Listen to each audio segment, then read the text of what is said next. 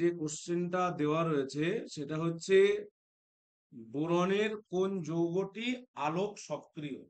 আলোক সক্রিয় মানে optically active. তাহলে অর্গানিক বা জৈব যৌগে আমরা মূলত পড়েছি আলোক সক্রিয় যৌগ কাদেরকে বলে। তাহলে যে সমস্ত যৌগের মধ্যে দিয়ে প্লেন পোলারাইজ লাইট, তাহলে এমনি লাইট যে কোনো তল বরাবর স্পন্দিত হতে পারে বা কম্পনশীল হতে পারে। তাহলে প্লেন পোলারাইজ লাইট মানে সাউন্ডটা একবার দেখুন, সাউন্ডটা শুনতে পাচ্ছি না। তাহলে প্লেন পোলারাইজ লাইট মানে যে সমস্ত লাইট গুলো একটা মাত্র তল বরাবর স্পন্দনশীল বা কম্পনশীল, একটাই মাত্র তল বরাবর। তাহলে এমনি আলো বা এমনি লাইট কি হয়, speaker audio special sound. Sir ক্লিয়ারই শোনা যাচ্ছে, ওনার হয়তো নেটওয়ার্ক প্রবলেম বা হেডফোনে শুনলে ঠিক হয়ে যাবে। ওকে ওকে ওকে, হ্যাঁ সাউন্ড ক্লিয়ার ক্লিয়ার শোনা যাচ্ছে একদম। হ্যাঁ, তাহলে যে সমস্ত যৌগের মধ্যে দিয়ে প্লেন পোলারাইজ লাইটকে পাঠানোর ফলে তাহলে যে লাইট গুলো একটা মাত্র তল বরাবর স্পন্দিত হয়, কম্পনশীল হয়, সেই লাইট গুলোকে বলা হয় পিপিএল বা প্লেন পোলারাইজ লাইট। তাহলে যে যৌগের জলীয় দ্রবণের মধ্যে দিয়ে এরকম প্লেন পোলারাইজ লাইটকে যখন পাঠানো হয়, তাহলে যে সমস্ত যৌগের মধ্যে দিয়ে এরকম প্লেন পোলারাইজ লাইট পাঠানোর ফলে তাহলে প্লেন পোলারাইজ লাইটের যে তল, সেই তলটা এরকম ঘড়ির কাঁটা, এটা যদি এক্স ওয়াই তল হয়, এটা যদি এরকম ঘড়ির কাঁটার দিকে ঘুরে, তখন সেই রোটেশনটাকে প্লাস সাইন দিয়ে দেখানো হয় এবং প্লাস অথবা মাইনাস সাইন ইন্ডিকেট করে যদি ঘড়ির কাঁটার দিকে ওই তলটাকে ঘোরাতে পারে তাহলে তাহলে তাদেরকে আমরা বলবো আলোক সক্রিয় যৌগ। কি বললাম? তাহলে যে যৌগের মধ্যে দিয়ে প্লেন পোলারাইজ লাইটকে পাঠালে যৌগ যে দ্রবণ, সেই দ্রবণটা ওই প্লেন পোলারাইজ লাইটের তলকে ঘড়ির কাঁটার দিকে বা বিপরীত দিকে ঘোরাতে পারে, তাদেরকে বলা হয় আলোক সক্রিয় যৌগ। তাহলে প্লেন পোলারাইজ লাইট মানে কি বললাম, একটা মাত্র তল বরাবর স্পন্দনশীল হবে।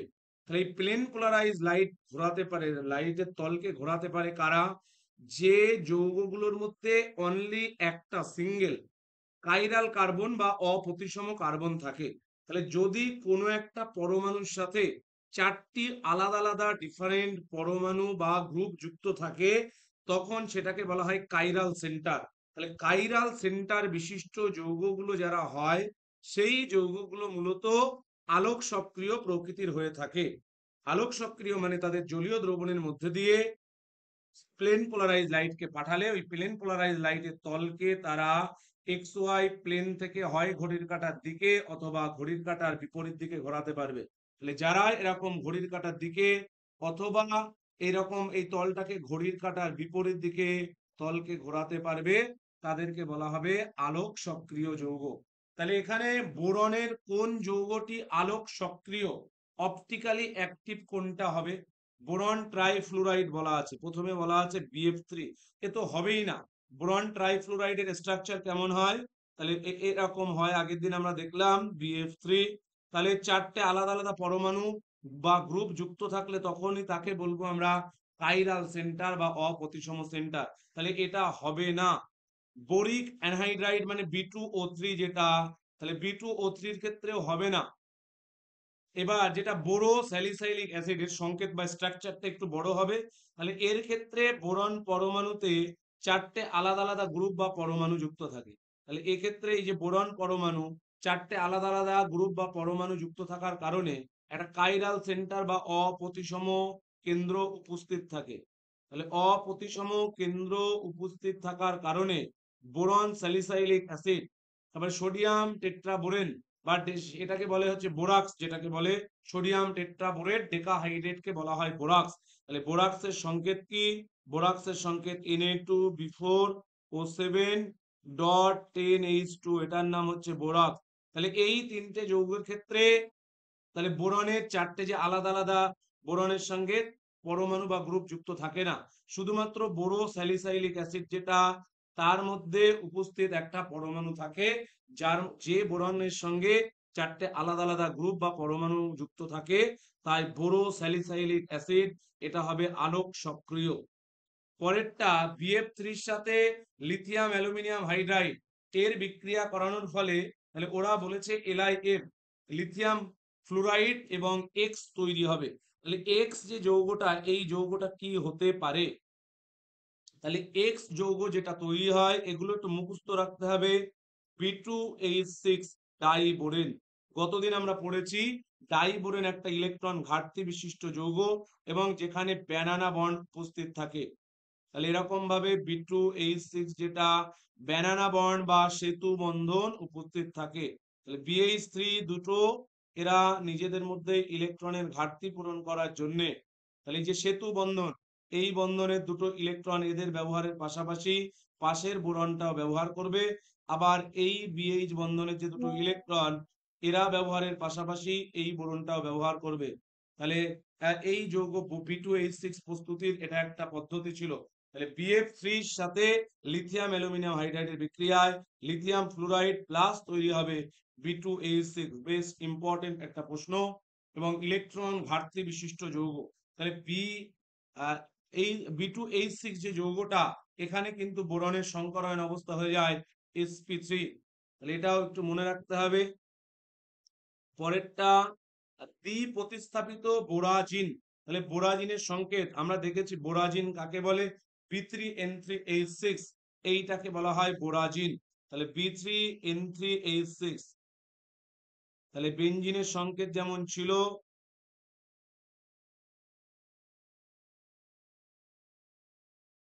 তাহলে একটা করে ডাবল বন্ড, আবার single bond, double bond, single bond এবং প্রত্যেকটা একটা করে হাইড্রোজেন ছিল। তাহলে এটা ছিল বোরাজিনের সংকেত, প্রত্যেকটায় একটা করে হাইড্রোজেন। দ্বি প্রতিস্থাপিত মানে দুটো হাইড্রোজেনকে প্রতিস্থাপিত করা হলো অন্য কোনো গ্রুপ দ্বারা। তাহলে যে কোনো দুটো হাইড্রোজেনকে আমরা অন্য কোনো এক্স মানে আর যে কোনো হ্যালোজেন হতে পারে, তাহলে এরকম যদি প্রতিস্থাপন করি তাহলে টোটাল কতগুলো আইসোমার পাওয়া যাবে? আইসোমার মানে হলো যাদের মলিকুলার ফর্মুলাটা সেম, বাট তাদের পজিশন অবস্থান অথবা তাদের কার্যকরী গ্রুপ অথবা তাদের অবস্থান হতে পারে, কার্যকরী গ্রুপ হতে পারে, বহুবন্ধন হতে পারে, এইগুলোর পজিশন আলাদা আলাদা হওয়ার জন্য যে যৌগগুলো তৈরি হয় যৌগগুলোকে পরস্পরের আইসোমার বলা হয়। তাহলে B3N3H6 এখানে যে কোনো দুটো হাইড্রোজেনকে যদি আমরা রিপ্লেস করি তাহলে নর্মাল যেটা বেনজিন, এই বেনজিনের ক্ষেত্রে তিনটে প্রোডাক্ট পাওয়া যায়। কটা পাওয়া যাবে? তিনটে। যদি দ্বি প্রতিস্থাপিত হয়, এখানে একটা ক্লোরিন নিলাম, এখানে একটা ক্লোরিন, এটাকে বলা হয় অর্থোক্লোরিন। এই যৌগটার নাম কি হবে? অর্থো ডাইক্লোরোবেনজিন। এই পজিশন দুটোকে বলে অর্থ, এই পজিশনকে বলে অর্থ, এই পজিশন গুলোকে বলা হয় মেটা পজিশন, আর এই পজিশনটাকে বলে প্যারা পজিশন। তাহলে আমরা একটা পেলাম অর্থ দ্বি প্রতিস্থাপিত বেনজিন যদি নেওয়া হয়, তারপরে একটা হবে মেটা ডাইক্লোরোবেনজিন আর একটা হবে প্যারা ডাইক্লোরোবেনজিন। এখানে একটা ক্লোরিন, এখানে একটা ক্লোরিন যদি নিই তাহলে এটা হবে অর্থো ডাইক্লোরোবেনজিন, অর্থো ডাইক্লোরোবেনজিন। এটা হবে মেটা ডাইক্লোরোবেনজিন।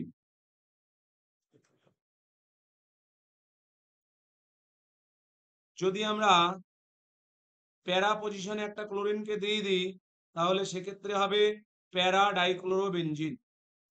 তাহলে বেনজিন হলে এই তিনটে আইসোমার পাওয়া সম্ভব, বাট এখানে যেহেতু নাইট্রোজেন এবং বোরন দুটো পরমাণু আছে সেই জন্য আরো এবার আমরা বোরনের ক্ষেত্রে একটা পেতে পারি আর কি বলে নাইট্রোজেন থাকলে তার ক্ষেত্রে আর একটা বাড়তি পেয়ে যাবো। তাহলে দুটো কার্বন পরমাণু তো নেই, আলাদা আলাদা পরমাণু, সেই জন্য টোটাল তিনটের পরিবর্তে কটা হবে? চারটে। তার কারণ এটা হচ্ছে বোরন পরমাণু। তাহলে হ্যালোজেন দুটো বোরনে থাকলে একবার হতে পারে, আর এর উপরে থাকলে নাইট্রোজেনের উপরে থাকলে আর একটা হতে পারে, ওই জন্য আর একটা বাড়তি হবে। তাহলে চারটে আইসোমার পাওয়া সম্ভব।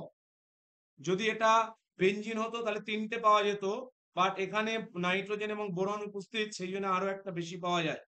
তাহলে এটা চারটে হবে। কার্বনের সবচেয়ে সক্রিয় রূপভেদ, তাহলে যে রূপভেদটার বিক্রিয়া করা সক্রিয়তার সাথে স্থায়িত্বের ব্যস্ত সম্পর্ক একটু মাথায় রাখতে হবে। তাহলে সক্রিয়তা বা অ্যাক্টিভিটি যেটা এই সক্রিয়তার সাথে সম্পর্কটা কেমন হবে? ব্যস্ত সম্পর্ক। তাহলে যার সক্রিয়তা যত বেশি তার মানে তার স্থায়িত্ব কিন্তু তত কম হবে। তাহলে সক্রিয়তার সাথে সম্পর্ক যেটা স্থায়িত্ব, সেই স্থায়িত্ব কিন্তু ব্যস্ত সম্পর্ক হবে। তাহলে এটা তাহলে বলেছে কার্বনের সবচেয়ে সক্রিয় রূপভেদ মানে স্থায়িত্ব কম। কার্বনের কোন রূপভেদটা স্থায়িত্ব সব থেকে কম? তাহলে চারকোল গ্রাফাইট হচ্ছে সব থেকে স্থায়ী রূপভেদ, এটা মাথায় রাখতে হবে। গ্রাফাইট হচ্ছে সবচেয়ে কার্বনের সবচেয়ে স্থায়ী রূপভেদ, এটা সবচেয়ে স্থায়ী রূপভেদ। তাহলে চারকোল যেটা এর সক্রিয়তা বেশি, তাহলে কার্বনের সবচেয়ে সক্রিয় রূপভেদ যেটা তার নাম হবে চারকোল। হিরে তো একে সহজে বিক্রিয়া করা যায় না বা পাওয়া যায় না, কোল মানে হচ্ছে এটা কিন্তু কার্বন, বাট চারকোলের সক্রিয়তা সবার থেকে বেশি হয়। তারপরে বলেছে নিচের কোন ধাতুর সাথে, সিও মানে কিন্তু কার্বন মনোক্সাইড, এটা সিও মানে এখানে কার্বন মনোক্সাইড, বলছে কোন ধাতুর সাথে সিও একটি উদ্বায়ী যৌগ গঠন করতে পারবে। তাহলে এটা ধাতুবিদ্যা বা মেটালার্জি থেকে একটা অ্যাপ্লিকেশন টাইপের কোশ্চেন, বাট যেহেতু সিও মানে আমাদের গ্রুপ 14 সঙ্গে সিও কার্বন মনোক্সাইড রয়েছে, তাহলে এই কার্বন মনোক্সাইড দিয়ে আমরা আরো একটা প্রশ্ন জানি, এটা আগের দিনও মনে হয় বলেছি। কার্বন মনোক্সাইড যদি 3000 আয়তনে 1 আয়তনে উপস্থিত থাকে, তাহলে সেক্ষেত্রে কিন্তু সেই বাতাস বা বায়ুটা কিন্তু আমাদের জন্য না গ্রহণ করাই ভালো। আমাদের রক্তের হিমোগ্লোবিনের সাথে তাহলে কার্বন মনোক্সাইড যুক্ত হয়ে কার্বক্সি হিমোগ্লোবিন নামক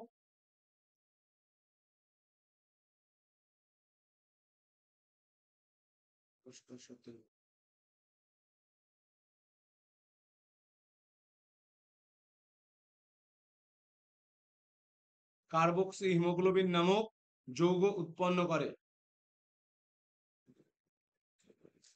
শুনতে পাচ্ছ সবাই?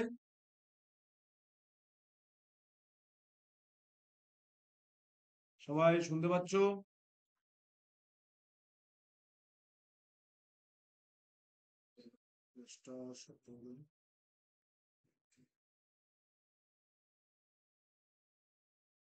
তাহলে কার্বক্সি হিমোগ্লোবিন নামক যে জটিল যৌগটা গঠন করে, এই জটিল যৌগ উৎপন্ন হয়, তাহলে ওই কারণে আমাদের রক্ত কিন্তু আর সেক্ষেত্রে কি করতে পারে না, অক্সিজেন আমাদের হিমোগ্লোবিনের সাথে আর যুক্ত হতে পারে না।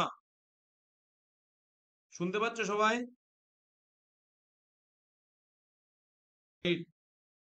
মনে থাকে যেন, থার্মোডাইনামিক্সে ওটা লাগবে যে তাহলে কার্বনের সব থেকে স্থায়ী রূপভেদ সেটা হচ্ছে গ্রাফাইট, সবচেয়ে স্থায়ী, এটা হবে স্থায়ী। আর সব থেকে সক্রিয় রূপভেদ হচ্ছে চারকোল।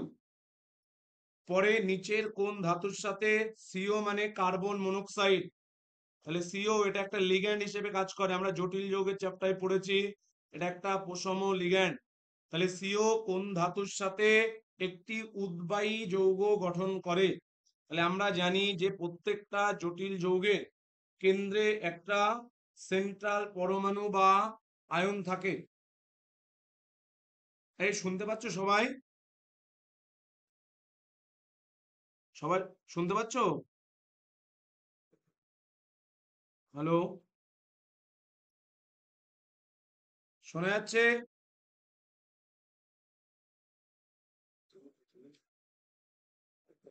স্থায়ী রূপভেদ যেটা, সেটা হচ্ছে কম সক্রিয়। তাহলে সক্রিয়তার সাথে কিন্তু স্থায়িত্বর ব্যস্ত সম্পর্ক। তাহলে যার সক্রিয়তা যত বেশি তার স্থায়িত্ব তত কম। তাহলে কার্বনের সবচেয়ে স্থায়ী রূপভেদের নাম হচ্ছে কি, গ্রাফাইট, তাহলে সব থেকে কম সক্রিয় হবে।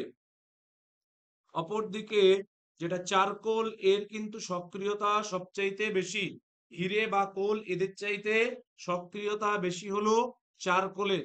পরেরটা বলেছে নিচের কোন ধাতুর সাথে সিও কার্বন মনোক্সাইড একটা উদ্বায়ী যৌগ গঠন করবে, কার সাথে? তাহলে সেটা আমাদেরকে এখান থেকে বলতে হবে। এটা মেটাল চ্যাপ্টারও কোশ্চেন, আবার গ্রুপে পি ব্লকেরও question, metal plus P block দুটোরই কোশ্চেন। স্যার আগের কোশ্চেনটায় তো বলেছে যে সবচেয়ে সক্রিয় রূপভেদ, তাহলে তো অ্যান্সারটা চারকোল হবে না? হ্যাঁ, চারকোলই হবে। তাহলে উত্তর চারকোল হবে। আমি বললাম গ্রাফাইটটা সবচেয়ে স্থায়ী মানে কম সক্রিয়, তাহলে গ্রাফাইট হলো সবচেয়ে স্থায়ী মানে সক্রিয়তা সব থেকে কি হবে, এর সক্রিয়তা সব থেকে কম হবে, সেটাই বললাম। ঠিক আছে, তাহলে সবচেয়ে সক্রিয় রূপভেদ হচ্ছে চারকোল, আর সব থেকে স্থায়ী রূপভেদ, তাহলে যে যত বেশি স্থায়ী তার সক্রিয়তা তত কম। তাহলে এখান থেকে আরো একটা প্রশ্ন দিতে পারে, কার্বনের কোন রূপভেদটি সবচেয়ে স্থায়ী, অথবা কার্বনের কোন রূপভেদটি সব থেকে কম সক্রিয়। তাহলে এটা মাথায় রাখতে হবে, গ্রাফাইট হচ্ছে সব থেকে স্থায়ী এবং কম সক্রিয় রূপভেদ। তাহলে নিচের কোন ধাতুর সাথে সিও কার্বন মনোক্সাইড একটি উদ্বায়ী যৌগ গঠন করে? তাহলে উদ্বায়ী মানে যেটাকে হিট করলে সে বাষ্পীভূত হয়ে যাবে। তাহলে কোন ধাতুর সাথে কার্বন মনোক্সাইড তোমার উদ্বায়ী যৌগ গঠন করবে? তাহলে আমরা মেটালার্জি চ্যাপ্টারে পড়েছি যে সিও হচ্ছে এটা একটা লিগ্যান্ড এবং এটা একটা পোষম লিগ্যান্ড। সিও কে কি বলা হয়? এটাকে বলা হয় পোষম লিগ্যান্ড। তাহলে লিগ্যান্ডের সাথে ধাতুর বিক্রিয়ায় জটিল যৌগ তৈরি হয়। তাহলে নিকেল ধাতুর সাথে সিও কার্বন মনোক্সাইড, এর সাথে কার্বন মনোক্সাইড সিও এর বিক্রিয়ায় NiCO4 এই যৌগটা তৈরি হয় এবং এটা উদ্বায়ী যৌগ। এই উদ্বায়ী যৌগ, তাহলে নিকেলের সঙ্গে যখন অন্যান্য অশুদ্ধিগুলো মিশে থাকে তার সাথে সিও এর বিক্রিয়ায় শুধুমাত্র নিকেল বিক্রিয়া করে NiCO4 এই উদ্বায়ী যৌগটা তৈরি করে। তাহলে NiCO4 এই যে উদ্বায়ী যৌগটা তৈরি হচ্ছে, এই উদ্বায়ী যৌগ তাহলে ওখান থেকে বাষ্পীভূত হয়ে যায়। বাষ্পীভূত হওয়ার পর এই যৌগটাকে একটু টেম্পারেচার, বেশি টেম্পারেচার দিলে ওখান থেকে নিকেল এবং সিও আবার আলাদা হয়ে যায়। তাহলে এইভাবে নিকেলকে আলাদা করে নেওয়া হয়। তাহলে এটাও এটা মেটালার্জি বা ধাতুবিদ্যার প্রশ্ন। বাকমিনিস্টার ফুলারিন যেটা ফুটবলের মতো দেখতে হয়, তাহলে বাকমিনিস্টার ফুলারিন যেটা, সেটা কেমন দেখতে হয়? সেটা হচ্ছে ফুটবলের মতো দেখতে হয়। তাহলে বাকমিনিস্টার ফুলারিনে কার্বন পরমাণুর সংকরায়ন অবস্থা হয় কিন্তু sp2। তাহলে যেমন মিথেনের ক্ষেত্রে কার্বন পরমাণুর সংকরায়ন অবস্থা হয় sp। তাহলে মাথায় রাখতে হবে, কার্বন যদি শুধু সিঙ্গেল বন্ড করে, এক বন্ধন করলে, কেবলমাত্র এক বন্ধন করলে সংকরায়ন অবস্থা হবে কি? এক বন্ধন করলে সংকরায়ন অবস্থা হবে sp3।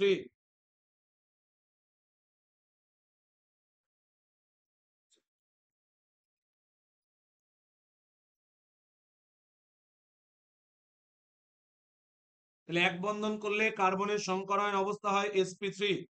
যদি ডাবল বন্ড করে, কার্বন কার্বন ডাবল বন্ড থাকে, তখন এই কার্বনে যদি কোনো কার্বন একটি ডাবল বন্ড করে তাহলে তার সংকরায়ন অবস্থা হবে sp2। ট্রিপল বন্ড যদি করে তাহলে কার্বনের সংকরায়ন অবস্থা হয় sp। তাহলে এটা মাথায় রাখতে হবে যে যদি দেখো একাধিক বন্ধন থাকলে একটা সিগমা, দুটো বন্ধন থাকলে একটা সিগমা একটা পাই, তিনটে বন্ধন থাকলে একটা সিগমা দুটো পাই হবে। তাহলে সবসময় সিগমা বন্ড একটা হয়, পাই বন্ড একাধিক হয়। তাহলে ফ্লুরিনের ক্ষেত্রে কিন্তু কার্বনের ওখানে ডাবল বন্ড দেখা যায়, সেই কারণে তাহলে কার্বনের যে সংকরায়ন অবস্থা এটা হবে sp2। তাহলে কার্বনের সংকরায়ন অবস্থা ফ্লুরিন যেটা ফুটবলের মতো দেখতে, সেখানে কার্বনের সংকরায়ন অবস্থা হবে sp2। সিলিকা এবং সিলিকেট যৌগের, তাহলে সিলিকা ও সিলিকেট যৌগের সাধারণ ক্ষুদ্রতম একক, তাহলে এটা SiO4 হবে, এটা ভুল হয়ে গেছে, এটা প্রিন্টিং মিস্টেক। তাহলে SiO4 মাইনাস হবে। তাহলে এই ইউনিটটা সিলিকা মানে বালি এবং সিলিকেট যেটার থেকে কাঁচ তৈরি করা হয় তার মধ্যে কিন্তু এই ইউনিটটা থাকে। তাহলে সিলিকা এবং সিলিকেট উভয়ের ক্ষেত্রে যে ক্ষুদ্রতম ইউনিটটা থাকে তার নাম হলো SiO4, 4 মাইনাস হবে মাথার উপরে। এরপর কার্বনের নিচের কোন যৌগটির স্থায়িত্ব সবচাইতে বেশি? তাহলে এটা ফ্যাজানের রুল থেকে ব্যাখ্যা করা যাবে। কেমিক্যাল বন্ডিং এ ফ্যাজানের সূত্র আমরা পড়েছি, যে ফ্যাজানের সূত্র কি বলছে যে ionic potential psi equal to কি হয়? Charge by radius. তাহলে এই চার্জ বাই রেডিয়াস এই রেশিওটা যত ক্যাটায়নের বেশি হয় তত কোভ্যালেন্ট ক্যারেক্টার বাড়ে। তাহলে ক্যাটায়নের ক্ষেত্রে চার্জ বাই রেডিয়াসের মান যত বেশি হয় কোভ্যালেন্ট ক্যারেক্টার তত বৃদ্ধি পায়। অপরদিকে অ্যানায়নের ক্ষেত্রে কি হয়, তাহলে অ্যানায়নের ক্ষেত্রে অ্যানায়নের আকার যত বাড়বে তাহলে অ্যানায়নের আকার বৃদ্ধি পেলে সমযোজী চরিত্র বাড়ে। অ্যানায়নের আকার বৃদ্ধি পেলে সমযোজী চরিত্র বৃদ্ধি পায়।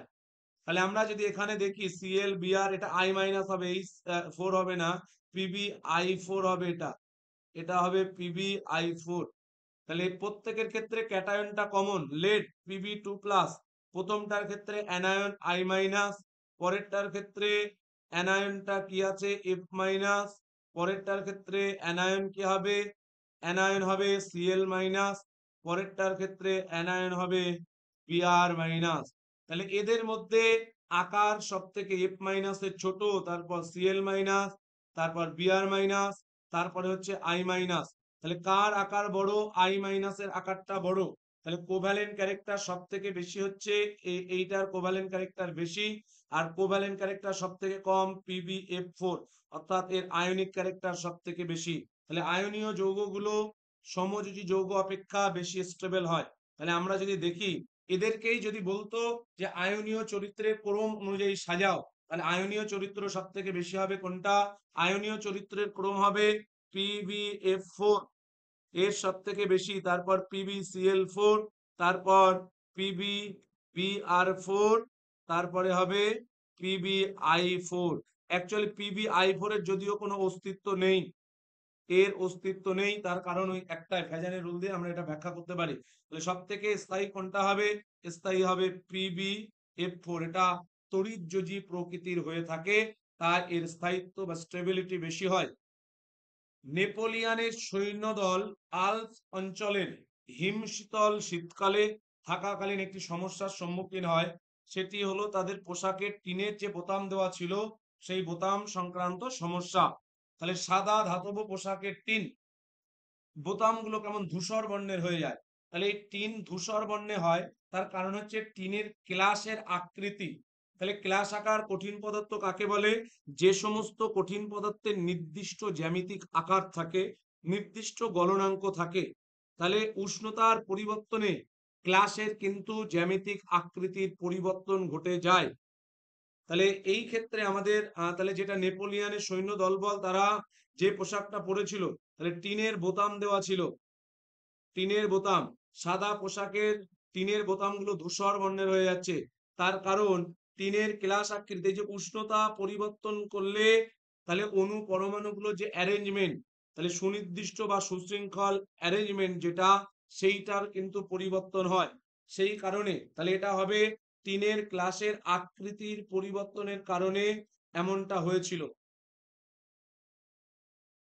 ক্যারাম বোর্ডে বোরিক অ্যাসিড ব্যবহার করা হয়, তাহলে বোরিক অ্যাসিড ব্যবহারের ফলে গুটিগুলি মসৃণ ভাবে চলতে পারে।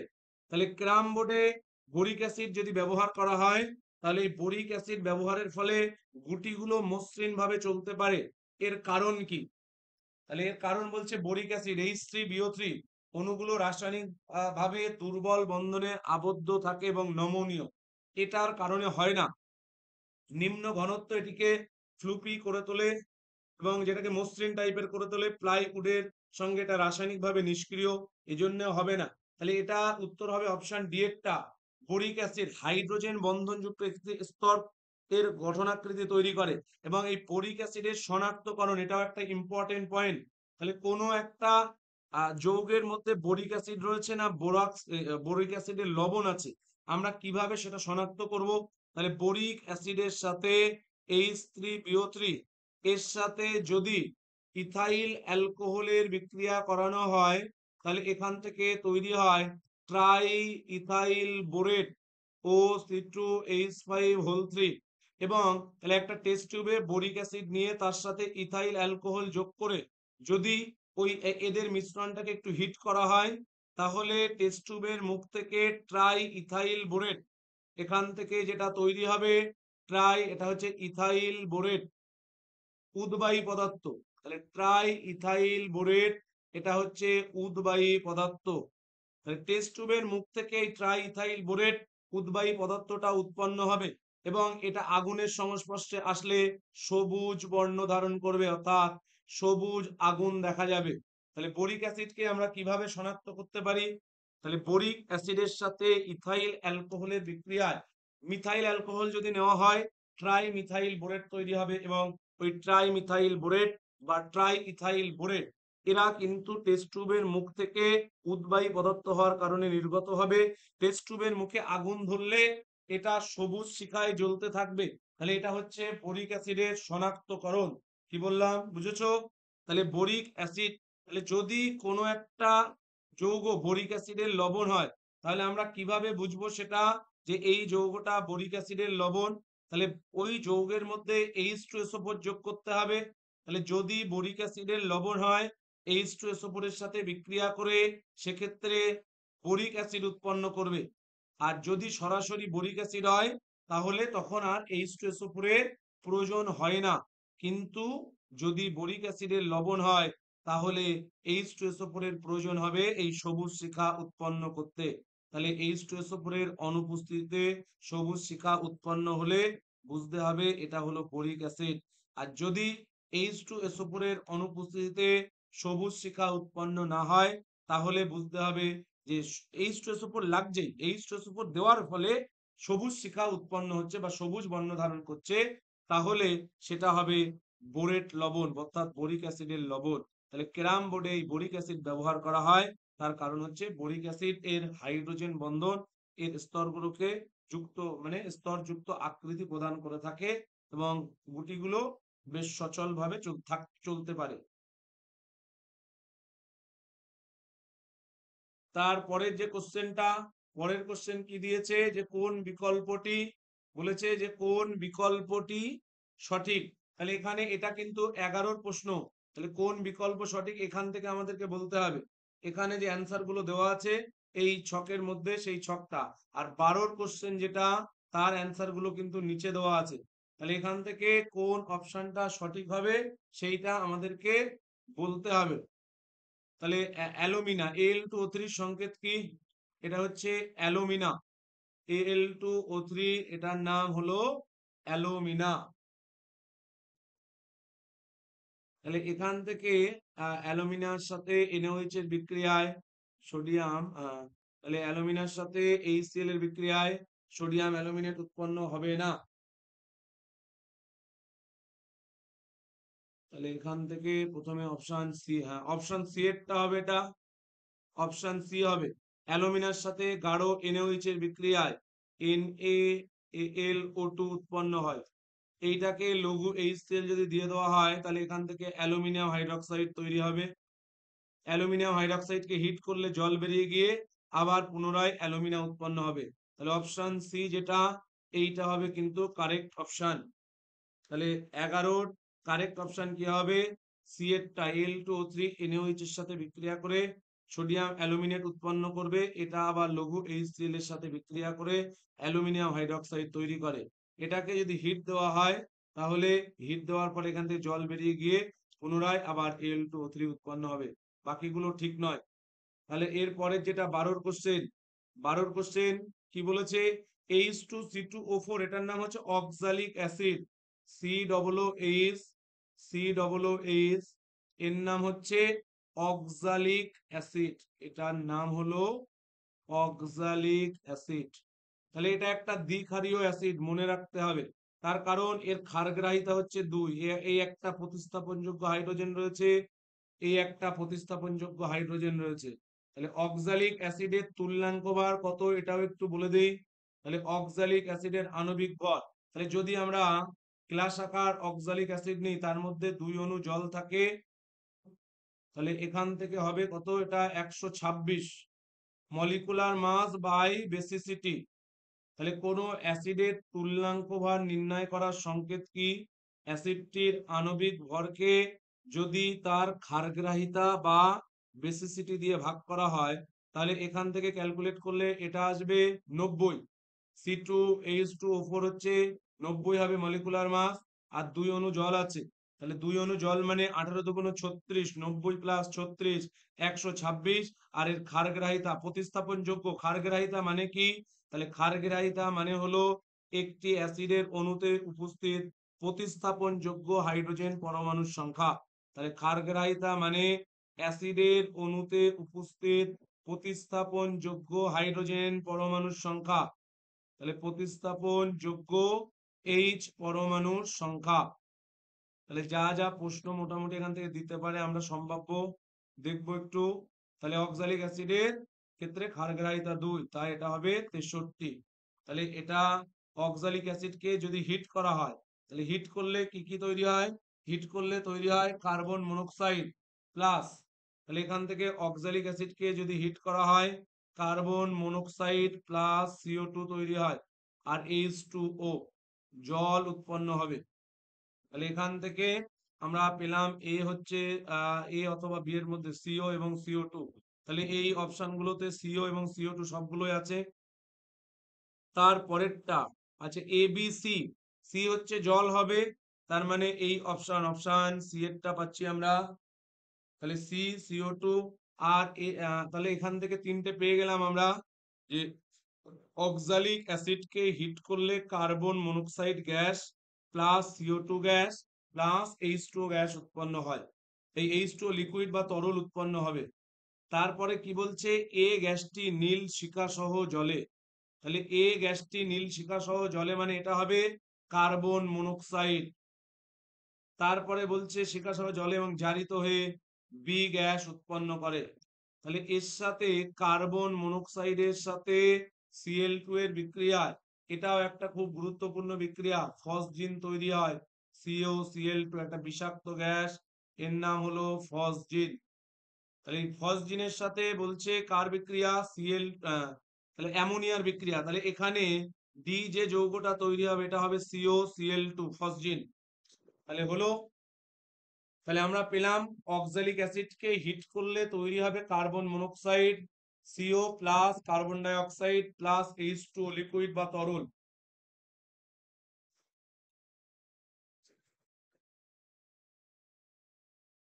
তাহলে H2O লিকুইড তৈরি হবে। তাহলে ওরা বলছে এ গ্যাসটি নীল শিখা সহ জলে, তার মানে এটা হবে কার্বন মনোক্সাইড। কার্বন মনোক্সাইডের সাথে Cl2 এর বিক্রিয়ায় তৈরি হয় ফসজিন COCl2। COCl2 এর সাথে অ্যামোনিয়ার বিক্রিয়ায় ইউরিয়া তৈরি হয়। তাহলে ই যৌগটা হবে NH2 CO NH2, তাহলে এটা হবে ইউরিয়া। তাহলে অপশন সিটা হবে, CO পাচ্ছি আমরা CO2 H2, আর লাস্ট ই যৌগটা হবে কি? ওরা ই জানতে চেয়েছে ABCD। তাহলে এটা হবে লাস্টেরটা তৈরি হবে ইউরিয়া। তাহলে এটার সংকেত এইভাবেও দেওয়া থাকতে পারে CONH2 এটা হচ্ছে ইউরিয়া।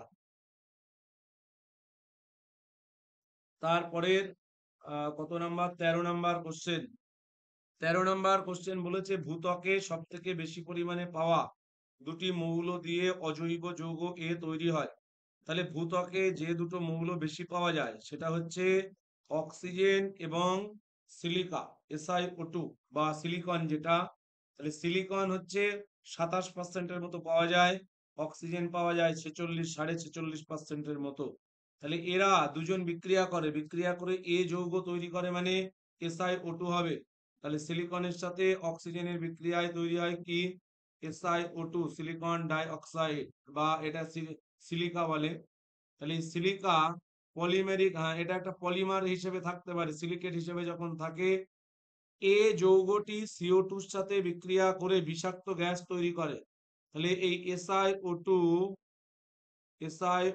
কি বলছে? CO2 এর সাথে বিক্রিয়া করে তৈরি করে silicon carbide plus CO carbon monoxide বিষাক্ত গ্যাস। তাহলে কার্বন মনোক্সাইড এটা কি হবে? একটা বিষাক্ত গ্যাস। তাহলে আমরা এখান থেকে কি কি পেলাম?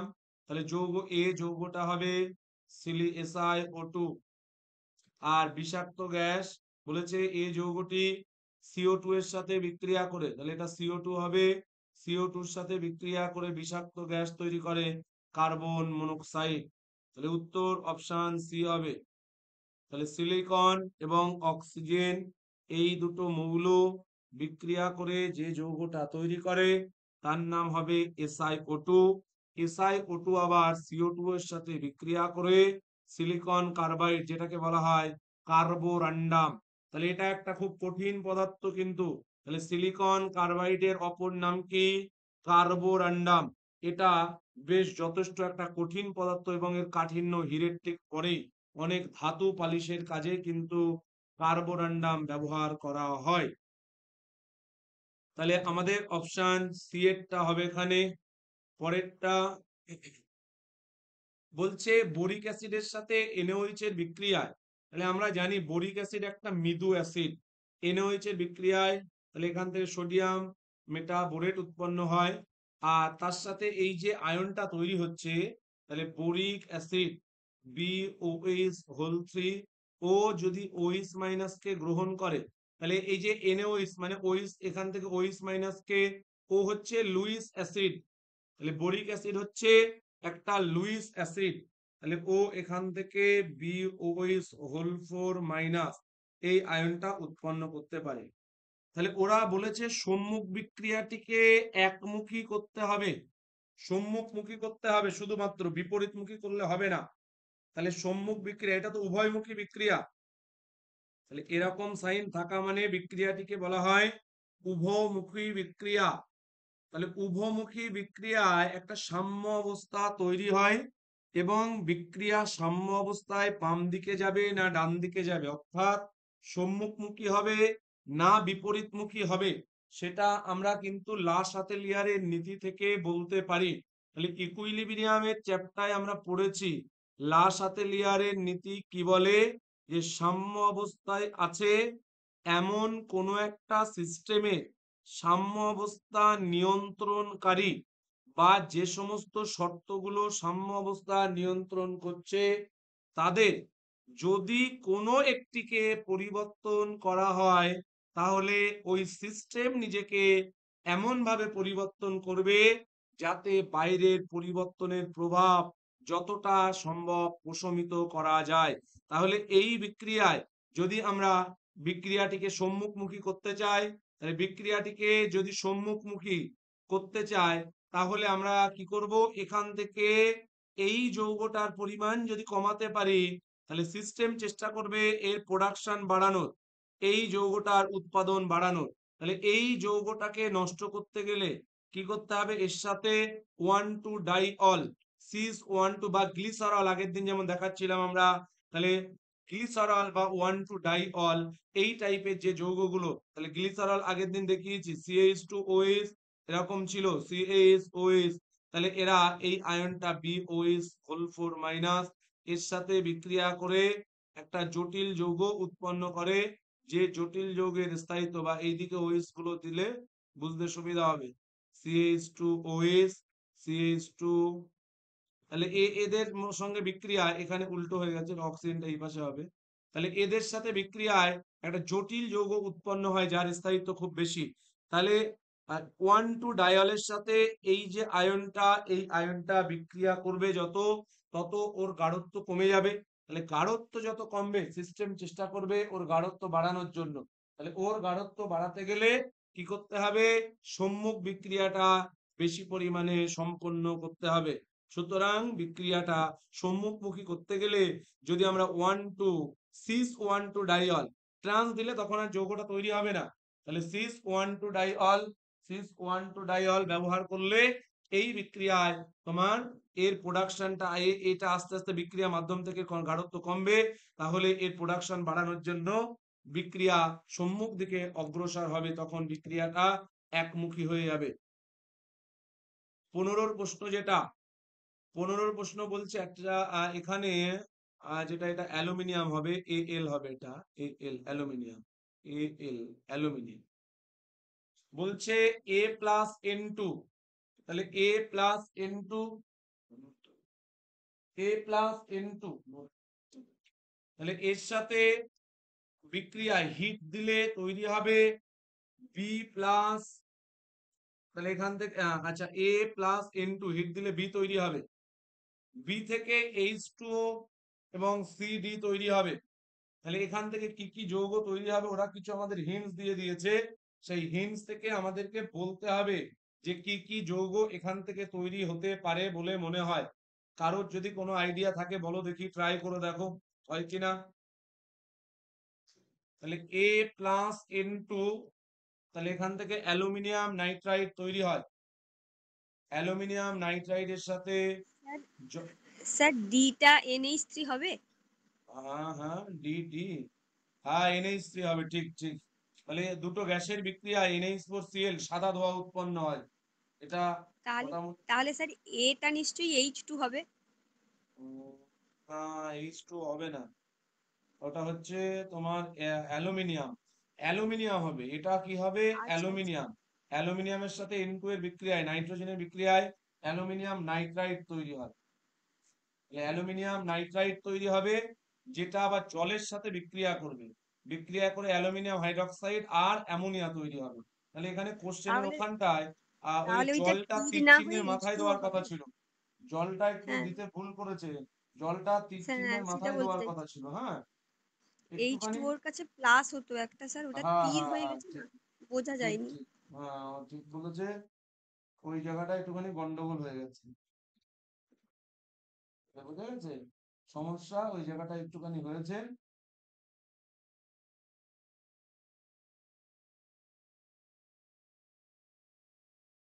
তাহলে এখান থেকে তৈরি হবে, তাহলে ওটা অ্যালুমিনিয়ামই হবে, বুঝেছো। তাহলে এ যৌগটা দেখো, তাহলে সি, এখানে যেটা হচ্ছে অ্যালুমিনিয়াম হাইড্রক্সাইড তৈরি হবে প্লাস NH3, ডি যেটা ও বলেছে ঠিকই বলেছে, NH3 তৈরি হবে। অ্যামোনিয়া, তাহলে অ্যামোনিয়ার সাথে HCl এর বিক্রিয়ায় NH4Cl এর সাদা ধোঁয়া তৈরি হয়। অনেক সময় এই বিক্রিয়াটা দিতে পারে, দুটো গ্যাসের বিক্রিয়ায় একটি কঠিন পদার্থ উৎপন্ন হওয়ার উদাহরণ কি হবে। তাহলে NH3 অ্যামোনিয়া এটা একটা গ্যাস, HCl এটাও একটা গ্যাস, বাট NH4Cl এটা হচ্ছে কঠিন একটা পদার্থ এবং এটা সাদা ধোঁয়া উৎপন্ন করে। তাহলে দুটো বিকারে আলাদা আলাদা করে, একদিকে অ্যামোনিয়া একদিকে HCl, দুটোকে নিয়ে যখন দুটোকে পরস্পরের কাছাকাছি আনা হয় সাদা ধোঁয়া উৎপন্ন হয়, এই জায়গাটায় সাদা ধোঁয়া উৎপন্ন হবে এবং এটা সলিড বা কঠিন। তাহলে এই বিক্রিয়াটাও বেশ গুরুত্বপূর্ণ কিন্তু। তাহলে এর পরে 16 কোশ্চেন, 16 কোশ্চেন বলেছে Mg3B2 HCl দেওয়া হলো অ্যাকুয়াস জলীয়, এখান থেকে X+MgCl2 তৈরি হবে, কি হতে পারে। Mg3B2 মানে বোরনের ম্যাগনেসিয়াম, যেটা ম্যাগনেসিয়ামের যৌগ, এর সাথে HCl অ্যাকুয়াস মানে জলীয় HCl এর বিক্রিয়া করানো হলো। এই বিক্রিয়াটা হচ্ছে ডাইবোরেন তৈরির একটা বিক্রিয়া। ডাইবোরেন মানে হচ্ছে B2H6। তাহলে এই চ্যাপ্টার থেকে না ডাইবোরেন, এই যে গ্রুপ কেমিস্ট্রি থেকে ডাইবোরেনের কোশ্চেন কিন্তু খুব ইম্পর্টেন্ট একটা, ভালো করে এই গ্রুপ কেমিস্ট্রি থেকে ডাইবোরেনের পার্ট গুলো সব ভালো করে করতে হবে, কিছু বাদ দেওয়া যাবে না। কিছু কিছু যৌগে আছে, যেমন এই যে বোরন নাইট্রাইড হচ্ছে যেটাকে বলা হয় অজৈব গ্রাফাইট, তারপরে বোরাজিন এটাকে বলা হয় অজৈব বেনজিন, তারপরে এই যে ডাইবোরেন ইলেকট্রন ঘাটতি বিশিষ্ট যৌগ। তাহলে এই টাইপের প্রশ্নগুলো দেওয়ার সম্ভাবনা পরীক্ষায় কিন্তু একটু বেশি, তার কারণ এইগুলো কিন্তু মোটামুটি বেশিরভাগ কোশ্চেন পেপার যদি সলভ করা হয়, ঘাটাঘাটি করা হয়, বেশিরভাগ কোশ্চেন পেপারে কিন্তু এই প্রশ্নগুলো বারবার করে রিপিট হয়েছে। তো যদি বিভিন্ন কোশ্চেন ঘাটাঘাটি করা যায়, দেখা যাবে এই প্রশ্নগুলো কিন্তু বারবার দেওয়া রয়েছে, তার মানে এখান থেকে কিন্তু কোশ্চেন হওয়ার প্রবাবিলিটি বা সম্ভাবনা একটু বেশি। তাহলে এখান থেকে তৈরি হবে B2H6 ডাইবোরেন। স্যার ডাই অপশন এ হবে স্যার। অপশন এ, B2H6, হ্যাঁ অপশন এ হবে। তাহলে এক্স জানতে চেয়েছে ওরা, তাহলে এক্স মানে এটা B2H6 হবে, ঠিক। তাহলে এই যে B2H6 এর সাথে H2 এর বিক্রিয়ায় কি তৈরি হবে, এখান থেকে বোরিক অ্যাসিড তৈরি হয়, H3BO3, বোরিক অ্যাসিড প্লাস, তাহলে এটা হবে B2H6 ডাইবোরেন। তাহলে তৈরি হচ্ছে এটা, তাহলে B2H6 এর সাথে জলের বিক্রিয়ায় তৈরি হবে এখান থেকে boric acid H3BO3, boric acid, এটা হচ্ছে H3BO3 বোরিক অ্যাসিড, এটা হবে বোরিক অ্যাসিড।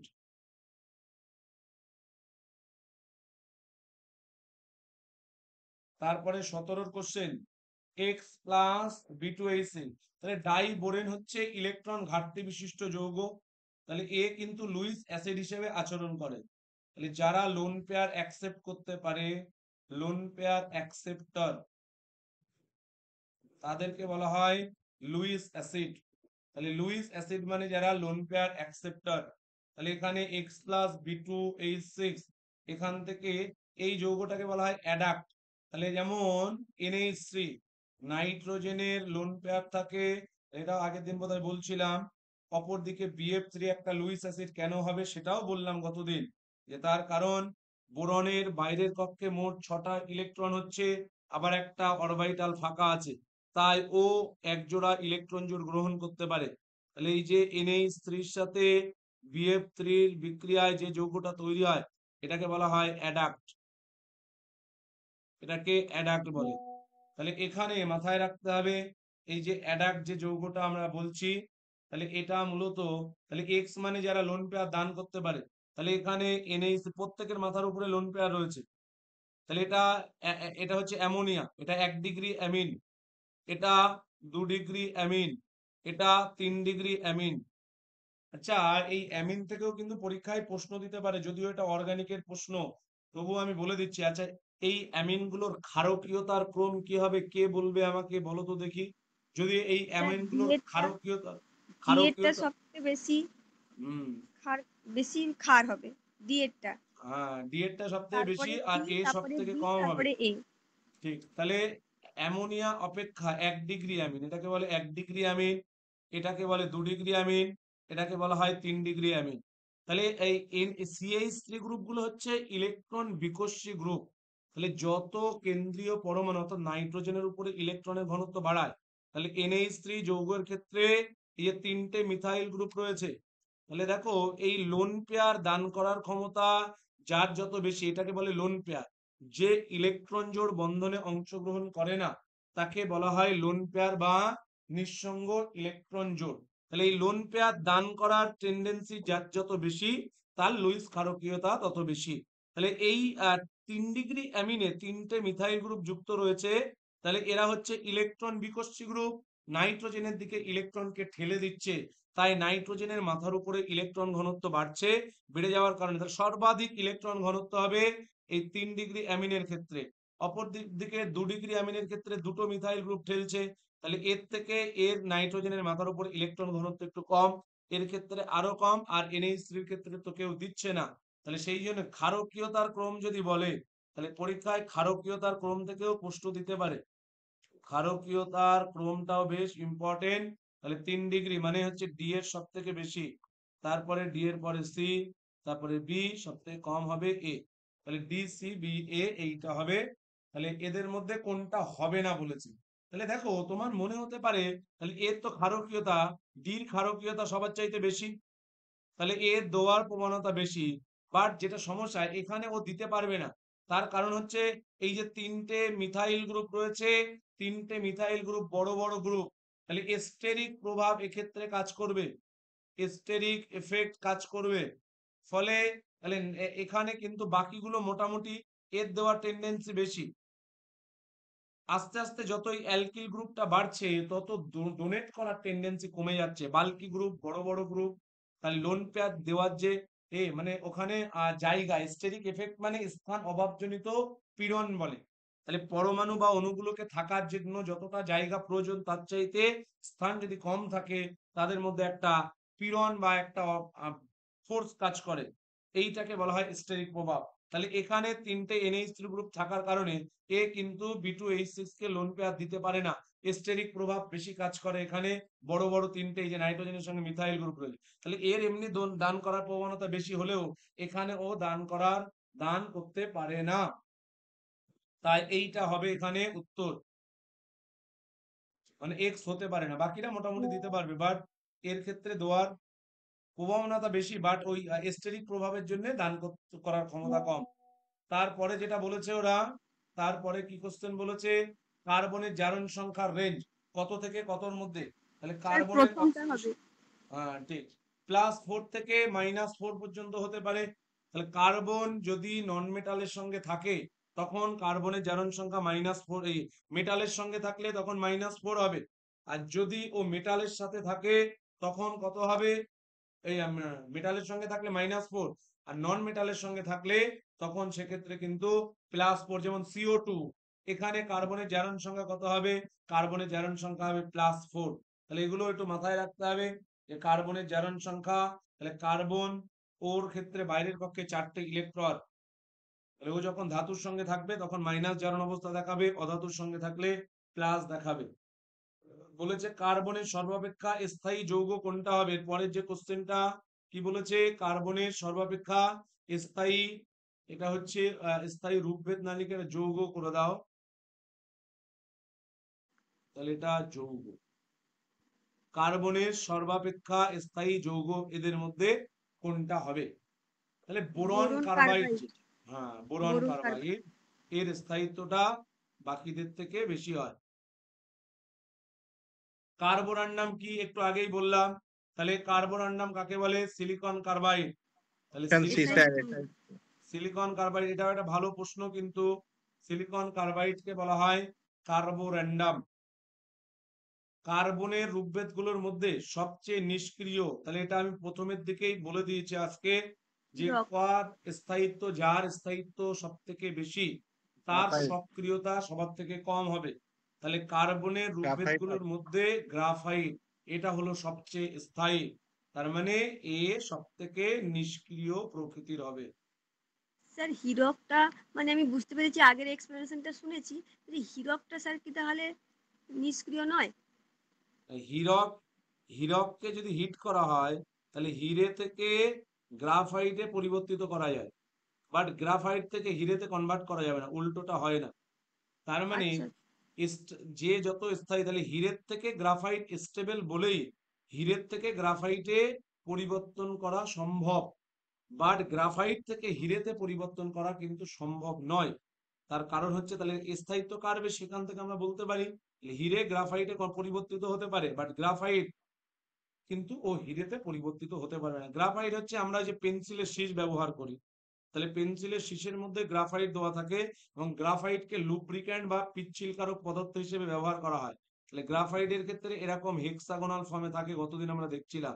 তাহলে কার্বন পরমাণুগুলো এরকম স্যান্ডউইচের মতো এরকম লেয়ার হিসেবে পরপর পরপর উপস্থিত থাকে।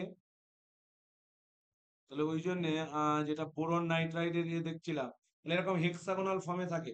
তাহলে একটা লেয়ারের উপরে আরেকটা লেয়ার বা স্তর, তাহলে এরকম একটা লেয়ার, তার উপরে যে এই যে আর একটা নিচে আর একটা লেয়ার, এদের মাঝখানে ফাঁকা জায়গা থাকে, এবং দুর্বল ভ্যান্ডারওয়ালস আকর্ষণ বল কাজ করে। লেয়ার গুলোর মাঝখানে দুর্বল ভ্যান্ডারওয়ালস আকর্ষণ বল কাজ করে, তাই গ্রাফাইটকে লুব্রিক্যান্ট বা পিচ্ছিলকারক পদার্থ হিসেবে ব্যবহার করা হয়। তাহলে এটাও মাথায় রাখবে যে গ্রাফাইটকে লুব্রিক্যান্ট বা পিচ্ছিলকারক পদার্থ হিসেবে ব্যবহার করা হয়ে থাকে। এরপরে গ্রাফাইটকে KClO3 হবে, এটা এটা একটুখানি প্রিন্টেড মিস্টেক হয়ে আছে, KClO3 ও H2SO4 সহযোগে উত্তপ্ত করা হলে তাহলে গ্রাফাইটিক অ্যাসিড তৈরি হয়। এটা একটু মনে রাখতে হবে যে গ্রাফাইটকে KClO3 এবং H2SO4 দিয়ে উত্তপ্ত করলে গ্রাফাইটিক অ্যাসিড, যেটা সেই গ্রাফাইটিক অ্যাসিড উৎপন্ন হয়। বাকমিনিস্টার ফুলারিনের আকৃতি কেমন হয়? এটা কিন্তু ফুটবলের মতো হবে, বা ওই যে যেগুলো ফুটবল, সেই ফুটবলের মতো আকৃতি হয় বাকমিনিস্টার ফুলারিন। এরপরে একই কোশ্চেন রিপিট করে ফেলেছে ভুল করে, এই দুটো প্রশ্ন। পরের প্রশ্ন, ক্যালসিয়াম কার্বনেট কি? তাহলে ক্যালসিয়াম কার্বনেট মানে CaCO3 কোক চূর্ণ সহযোগে উত্তপ্ত করা হলো। কোক মানে কার্বন চূর্ণ দিয়ে ওটাকে উত্তপ্ত করা হলো, উত্তপ্ত করলে কি উৎপন্ন হবে? তাহলে এখান থেকে প্রথমটা স্যার, ক্যালসিয়াম, হ্যাঁ হ্যাঁ, প্রথমটা না লাস্টেরটা? তাহলে এটা কিছুটা ঠিক হয়েছে, ও ঠিকই বলেছে, দুটোর মধ্যে একটা হবে। তাহলে কোনটা হবে? অপশন ডি এরটা হবে। তাহলে calcium carbide plus carbon monoxide উৎপন্ন হয়। তাহলে ক্যালসিয়াম কার্বনেটকে কোক চূর্ণ সহযোগে উত্তপ্ত করা হলে ক্যালসিয়াম কার্বাইড এবং কার্বন মনোক্সাইড এই দুটো কিন্তু উৎপন্ন হয়। তার পরের যে প্রশ্নটা, এই পরের প্রশ্ন কি বলেছে, হীরককে উচ্চ উষ্ণতায় উত্তপ্ত করা হলে, তাহলে একটু আগেই যেটা আমি বললাম, হীরেকে উত্তপ্ত করলে এটা গ্রাফাইটে পরিবর্তিত হয়, কিন্তু বিপরীত বিক্রিয়াটি ঘটে না। এই রূপ বহুরূপতাকে বলা হয়। তাহলে এটাকে কি বলা হবে? একমুখী বহুরূপতা। একমুখী। ঠিক। তাহলে একটা থেকে শুধুমাত্র আরেকটাই যাওয়া যাবে, বা বিপরীতটা সম্ভব না। তাহলে এটাকে বলা হবে একমুখী বহুরূপতা। গ্রাফাইট কিন্তু তড়িৎ পরিবহন করতে পারে। হীরক সম্বন্ধে কোন তথ্যটি ভুল, মানে কোনটা ঠিক নয়, সঠিক নয়, কোনটা ভুল কথা, সেইটা আমাদেরকে বলতে হবে। তাহলে হীরের ক্ষেত্রে একটা কার্বন পরমাণু অপর 4টে করে কার্বন পরমাণুর সাথে যুক্ত থাকে। তাহলে প্রত্যেকটা এ আবার এরকম 3-4টের সাথে যুক্ত, এ এরকম 4টের সাথে যুক্ত। তাহলে এক একটা কার্বন পরমাণু অপর 4টে করে কার্বন পরমাণুর সাথে কিন্তু যুক্ত থাকে। তাহলে সুতরাং তাহলে কার্বন যদি সব সিঙ্গেল বন্ড করে থাকে শুধুমাত্র, তখন কার্বনের সংকরায়ন অবস্থা হয় sp3। তার মানে প্রথমটা ঠিক কথা, যে প্রত্যেকটা কার্বন পরমাণু sp3 সংকরায়িত, এবং একটা করে কার্বন অপর 4টে করে কার্বনের সঙ্গে সিঙ্গেল বন্ড করে থাকে, এবং কার্বন সর্বাধিক 4টে বন্ধন করতে পারে, এটাও মাথায় রাখতে হবে। কার্বনের 4টে হাত, গঠনটা চতুস্তলকের মতো হচ্ছে না। তাহলে আমরা যদি দেখি এটা টেট্রাহেড্রাল, এই যে একটা কার্বন অপর 3টে কার্বনের সঙ্গে যুক্ত হয়ে থাকছে, তাহলে এইটার গঠনাকৃতি যদি দেখা হয়, তাহলে এটা এরকম টেট্রাহেড্রাল ফর্ম হবে। এটা তাহলে এটা এরকম টেট্রাহেড্রাল বা চতুস্তলকের মতো হবে। তাহলে আমরা যেটা পাচ্ছি, এই যে এইটা যদি দেখা হয়, তাহলে এটা কেমন হবে? এটা চতুস্তলকের মতো হবে। চতুস্তলক মানে যার 4টে তল থাকে, 3 সাইডে 3টে আর নিচের দিকে একটা হবে। হ্যাঁ, তাহলে এটা হবে টেট্রাহেড্রাল ফর্ম, চতুস্তলক, এটাও ঠিক কথা। তাহলে সিসি বন্ধন দৈর্ঘ্য সিঙ্গেল বন্ড, তো তাহলে কার্বন কার্বন সিঙ্গেল বন্ডের দৈর্ঘ্য হয় 1.54 অ্যাংস্ট্রম, কার্বন কার্বন ডাবল বন্ডের দৈর্ঘ্য হয় 1.34 অ্যাংস্ট্রম। তাহলে এটা কার্বন কার্বন সব সিঙ্গেল বন্ড, তাহলে এইটা হওয়ার কথা 1.54 অ্যাংস্ট্রম। তাহলে 1.54 অ্যাংস্ট্রম হবে। তাহলে এইটা ভোট, মানে এইটা উত্তর হবে এখানে।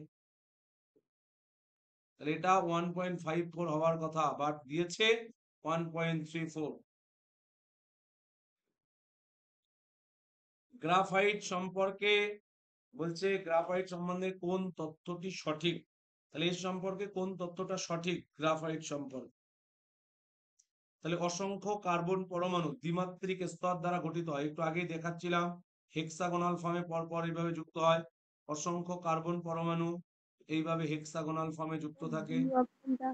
ডি অপশনটা মনে হচ্ছে। হ্যাঁ, এবং প্রত্যেকটা এই যে 120 ডিগ্রি বন্ড অ্যাঙ্গেল গুলো সব হচ্ছে 120 ডিগ্রি। তাহলে প্রথমটাও ঠিক, পরেরটাও ঠিক। আচ্ছা, একই তলে অবস্থান করে, মানে প্রত্যেকটা এখানে যে বলছিলাম বন্ড একটা করে থাকে, তাহলে sp2 সংকরায়িত, এটাও ঠিক, মানে সব কটা বক্তব্যই এখানে ঠিক। তাহলে এখানে যতগুলো স্টেটমেন্ট রয়েছে সব স্টেটমেন্ট কিন্তু রাইট বা ঠিক।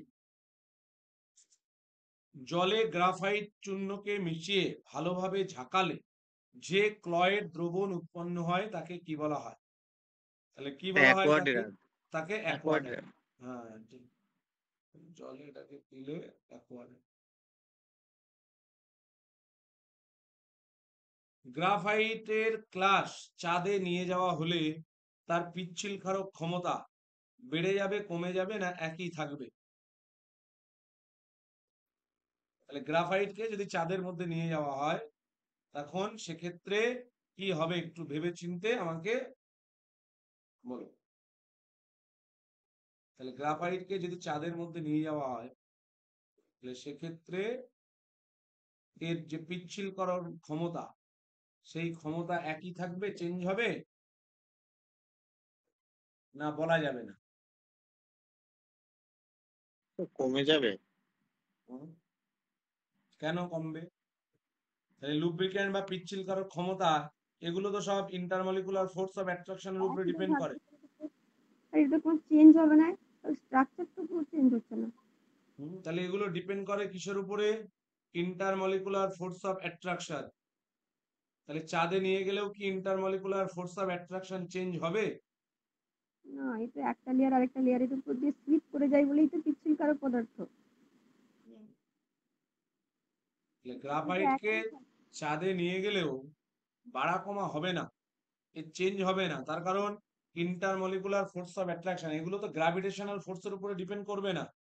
যেগুলো গ্র্যাভিটেশনাল ফোর্সের উপরে ডিপেন্ড করে সেইগুলোর ক্ষেত্রে চেঞ্জ হয়।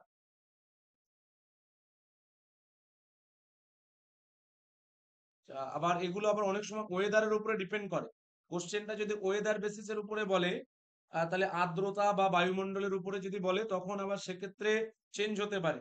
তাহলে চাঁদে কিন্তু কোনো বায়ুমণ্ডল বা আর্দ্রতা নেই, চাঁদের পরিবেশ সেখানে বায়ুশূন্য অবস্থা। তাহলে এই বায়ুশূন্যতার কারণে গ্রাফাইটের স্তরের মধ্যে জলীয় বাষ্পের অণুগুলি আর থাকবে না। তাহলে আমাদের এখানে বাতাসে যেমন জলীয় বাষ্প উপস্থিত থাকে, তাহলে ইন্টারমলিকুলার ফোর্স অফ অ্যাট্রাকশনের বেসিসে যদি বলা হয়, চেঞ্জ হবে না।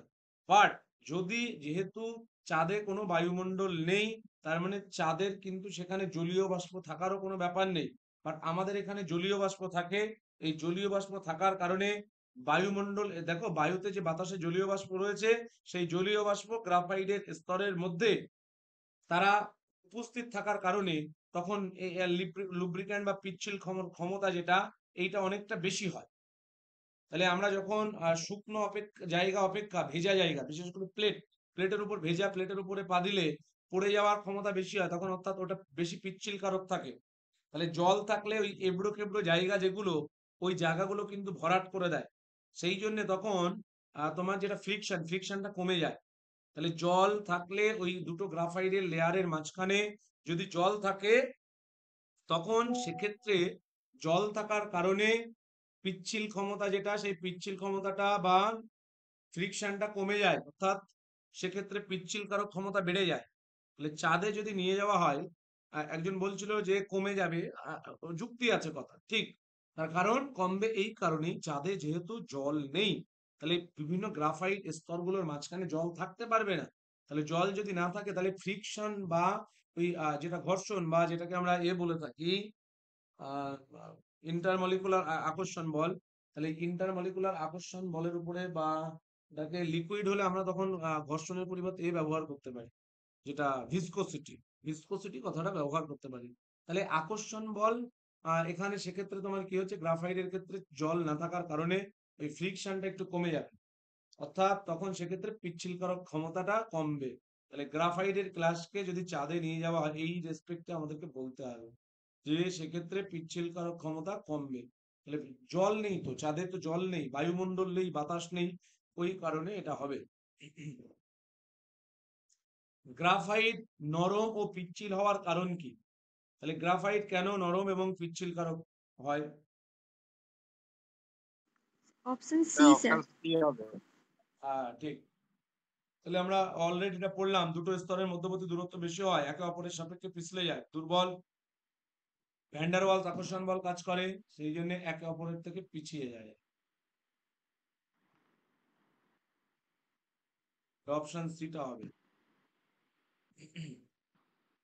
3500 ডিগ্রি সেন্টিগ্রেড উষ্ণতায় কম চাপে হিলিয়াম গ্যাসের উপস্থিতিতে দুটি গ্রাফাইট স্তরের মধ্যে তড়িৎক্ষরণ ঘটালে, তাহলে 3500 ডিগ্রি সেন্টিগ্রেড উষ্ণতায় গ্রাফাইট কম চাপে হিলিয়াম গ্যাসের উপস্থিতিতে দুটি গ্রাফাইট তড়িৎদ্বারের মধ্যে তড়িৎক্ষরণ ঘটালে কোনটা উৎপন্ন হয়?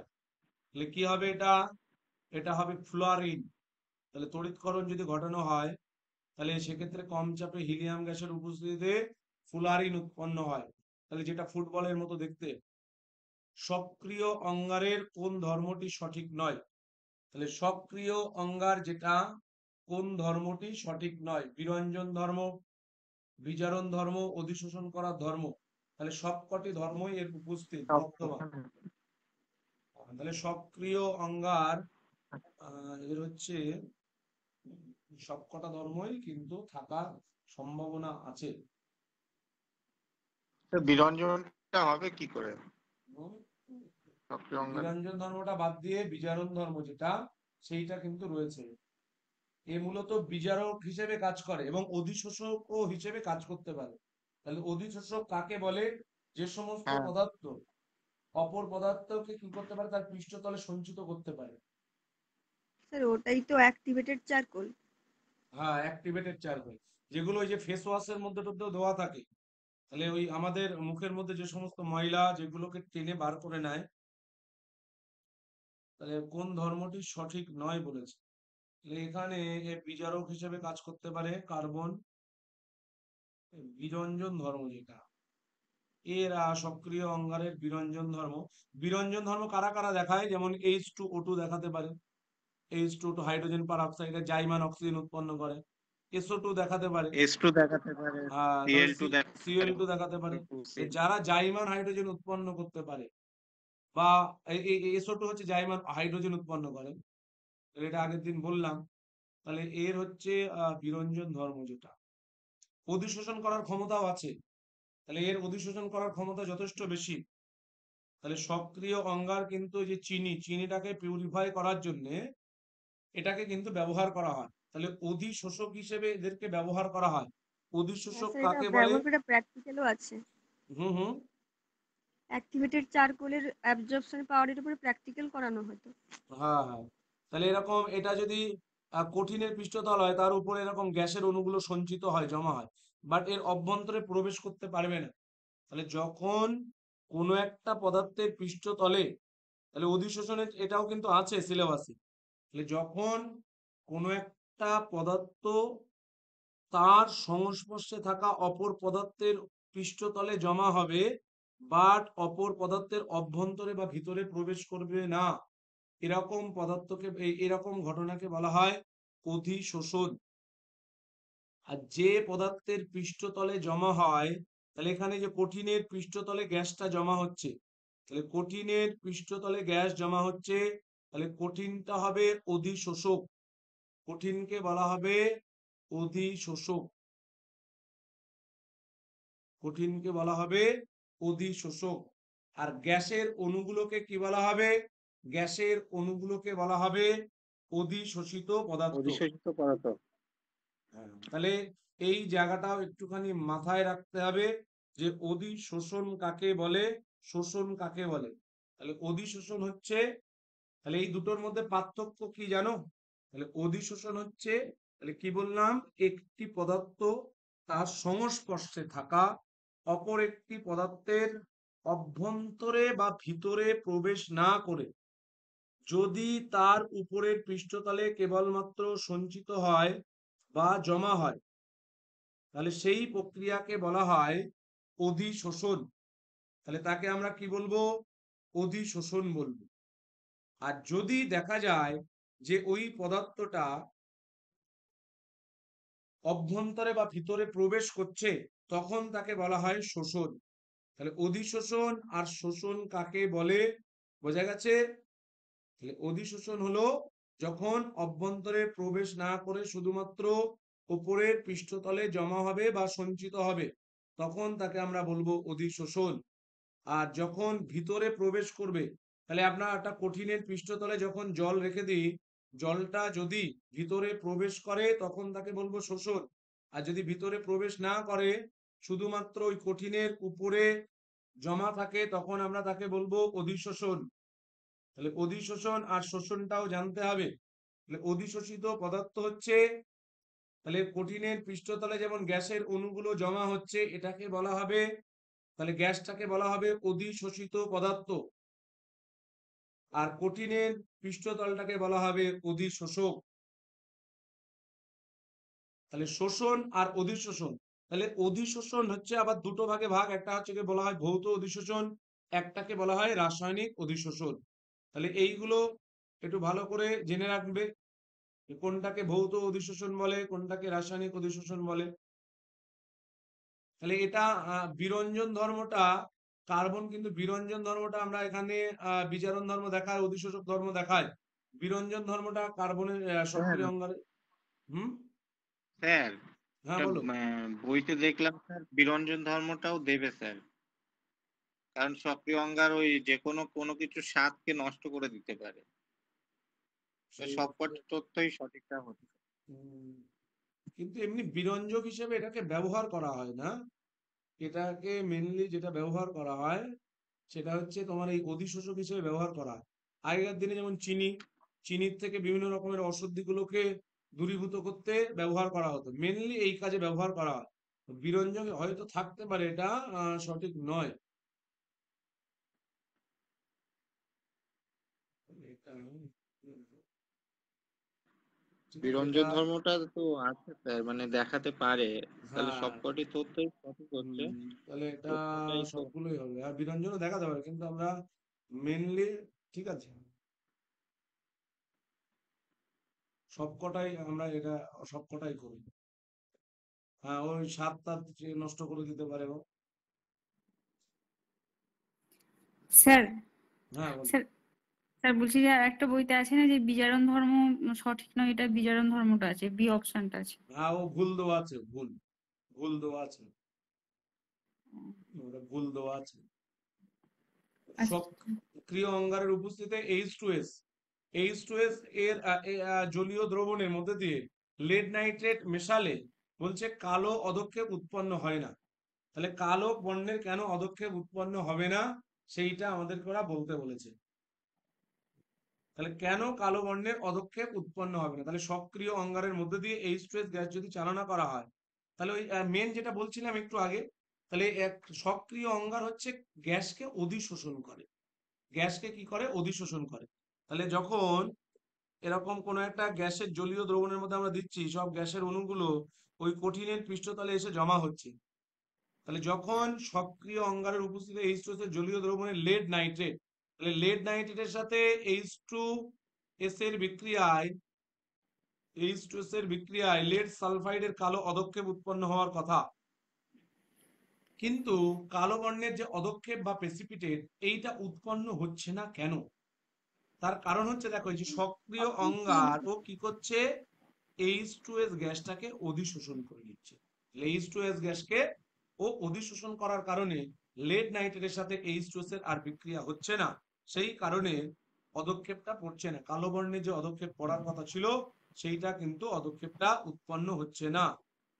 সক্রিয় অঙ্গার ও নাইট্রোজেনের বিক্রিয়ায়, তাহলে এটা হচ্ছে অঙ্গার ও নাইট্রোজেনের বিক্রিয়ায় কোনটা উৎপন্ন হয়?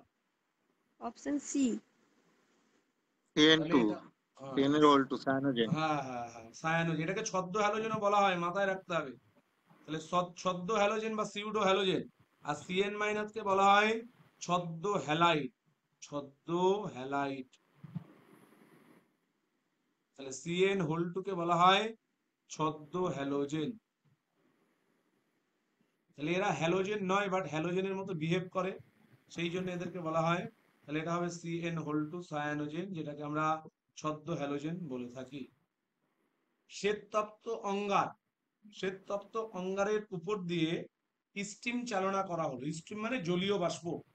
তাহলে শ্বেততপ্ত অঙ্গারের উপর দিয়ে যদি স্টিম চালনা করা হয়, স্টিম চালনা করলে তাহলে এখান থেকে মাথায় রাখতে হবে যে ওয়াটার গ্যাস হবে। ওয়াটার গ্যাস, এটাকে কিন্তু সিন গ্যাসও বলা হয়। তাহলে CO CO plus H2। Plus H2 যে কোনো Option অনুপাতের মিশ্রণকে বলে সিন গ্যাস। এই দুটো গ্যাসের যে কোনো অনুপাতের মিশ্রণকে বলা হয়, যে কোনো অনুপাতের মিশ্রণ, তাহলে যে কোনো অনুপাতের মিশ্রণকে বলা হয় সিন গ্যাস। Syn gas. আর 1:1 অনুপাত, তাহলে CO এবং H2 এর 1:1 যদি হয়, তখন তাকে বলা হয় ওয়াটার গ্যাস। তখন তাকে বলা হয় ওয়াটার গ্যাস। তাহলে CO ও H2 এর যে কোনো অনুপাতের মিশ্রণকে বলা হয় সিন গ্যাস। আর যখন এদের অনুপাতটা 1:1 হবে, তখন তাকে বলা হবে ওয়াটার গ্যাস। প্রডিউসার গ্যাস কোনটা? তাহলে এটাও মাথায় রাখতে হবে, water gas. CO plus N2। তাহলে CO CO2 plus N2, CO plus N2। এই দুটো গ্যাসের যে মিশ্রণ, কার্বন মনোক্সাইড এবং নাইট্রোজেন গ্যাসের যে মিশ্রণ, এইটাকে বলা হয় প্রডিউসার গ্যাস। আর কোশ্চেন আছে? তাহলে এখানে কোশ্চেন এই পর্যন্ত মোটামুটি ছিল। আর কিছু প্রশ্ন আমরা দেখি বাইরে থেকেও কিছু প্রশ্ন করতে পারি কিনা এখান থেকে। তাহলে কিছু প্রশ্ন এর বাইরে আমরা প্র্যাকটিস করব।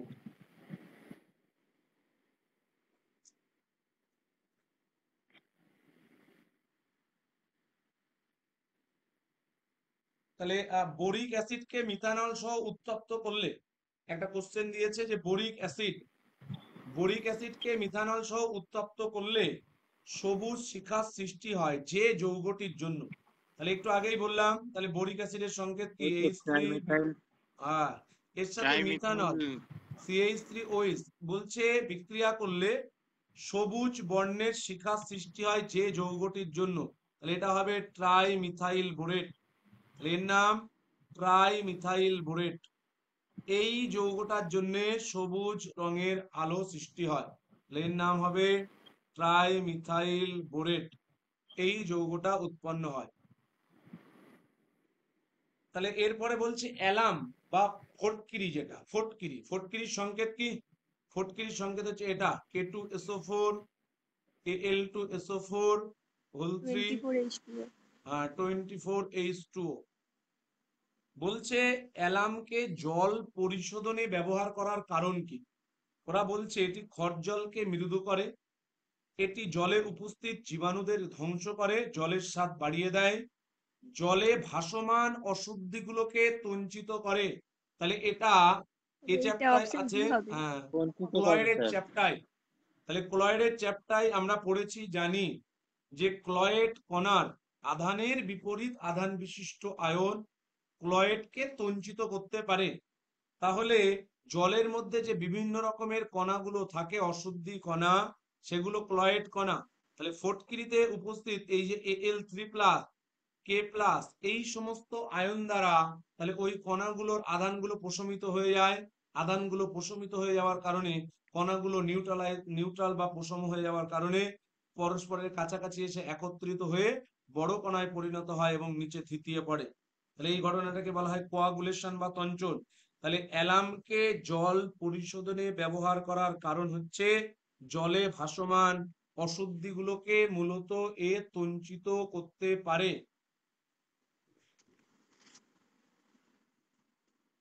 তারপরে এখান থেকে কোশ্চেন, তাহলে অ্যালুমিনাকে খুব সহজে বিজারিত করা যায় না। অ্যালুমিনার সংকেত কি? Al2O3। তাহলে এটাকে সহজে বিজারিত করা যায় না, তার কারণ এই যৌগটা অত্যাধিক স্থায়ী, অত্যাধিক বা অতিরিক্ত স্থায়ী, ওই জন্যে একে কিন্তু বিজারিত করা যায় না।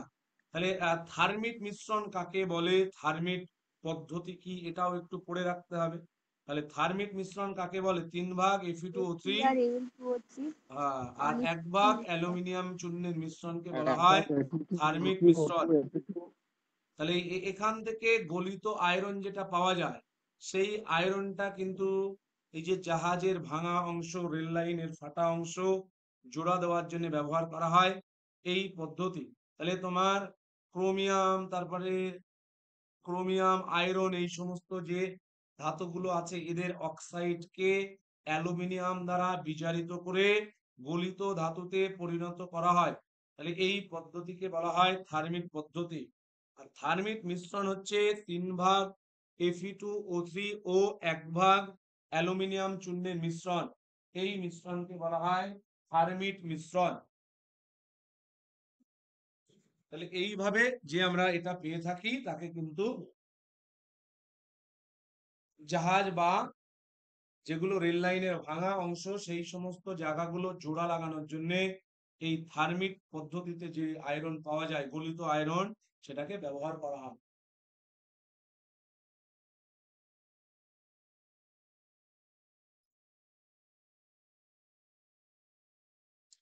নিচের কোনটিকে কোয়ার্টজ বলে? কোয়ার্টজ SiO2, মাথায় রাখবে। তাহলে SiO2 এটাকে কোয়ার্টজ বলা হয়।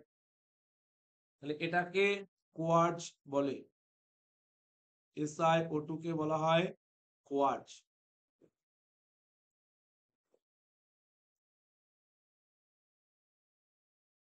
তারপরে +2 জারণ অবস্থার স্থায়িত্বের ক্রম কার বেশি কার কম? তাহলে +2 গ্রুপ 14 মৌলগুলো দিয়েছে। তাহলে carbon, silicon, germanium, tin, lead, এদের মধ্যে কার +2 জারণ অবস্থার স্থায়িত্ব বেশি? তাহলে এদের প্রত্যেকের বাইরের কক্ষের ইলেকট্রন বিন্যাস কি হবে? NH2 যত নিচের NP2। দিকে যাবে স্যার, হ্যাঁ তত হ্যাঁ তো প্লাস যত পিবি টু নিচে plus plus two PB two বাড়বে। প্লাসের বেশি হবে। ঠিক। তাহলে উপর থেকে নিচের দিকে নামলে নিষ্ক্রিয় ইলেকট্রন জোড় প্রভাব বলে। তাহলে উপর থেকে যত নিচের দিকে আমরা নামবো এই ঘটনাকে কি বলা হয়, তত লাস্ট কক্ষপথের এস এর ইলেকট্রন দুটো ছাড়ার প্রবণতা কমে যায়। তাহলে শ্রেণী বরাবর উপর ইনার্ট থেকে, পেয়ার। হ্যাঁ এটাকে বলা হয় ইনার্ট পেয়ার এফেক্ট। তাহলে লেডের ইলেকট্রন বিন্যাস যদি দেখা হয়, লেডের ইলেকট্রন বিন্যাস কি হবে, xenon 4f14 5d10 6s2 6p2। তাহলে 6s এর আগে 4f এর 14টা ইলেকট্রন, 5d 10টা ইলেকট্রন। এই ইলেকট্রন গুলোর আবরণী প্রভাব অত্যন্ত কম। নিউক্লিয়াসের আকর্ষণকে কমিয়ে দেওয়ার যে ক্ষমতা, যেহেতু এই ক্ষমতা অত্যন্ত কম, তাই লাস্ট কক্ষপথের অর্থাৎ 6s এর ইলেকট্রন দুটোকে নিউক্লিয়াস অত্যাধিক জোরে আকর্ষণ করে রাখে। এই দুটো ইলেকট্রন তাই বন্ধনে অংশগ্রহণ করে না। তাহলে সর্ববহিস্থ কক্ষে একজোড়া ইলেকট্রন থাকলেও এরা নিষ্ক্রিয় হিসেবে থেকে যাচ্ছে। এই ঘটনাটিকে বলা হয় নিষ্ক্রিয় ইলেকট্রন জোড় প্রভাব। তাহলে বোঝা গেছে এটাকে বলা হবে।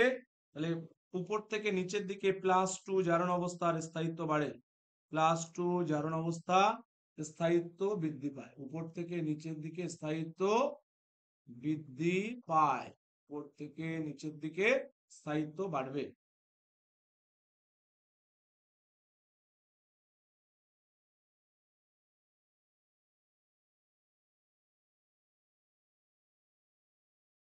এখান থেকে আমরা পিপিটিতে চলে যাই একটু।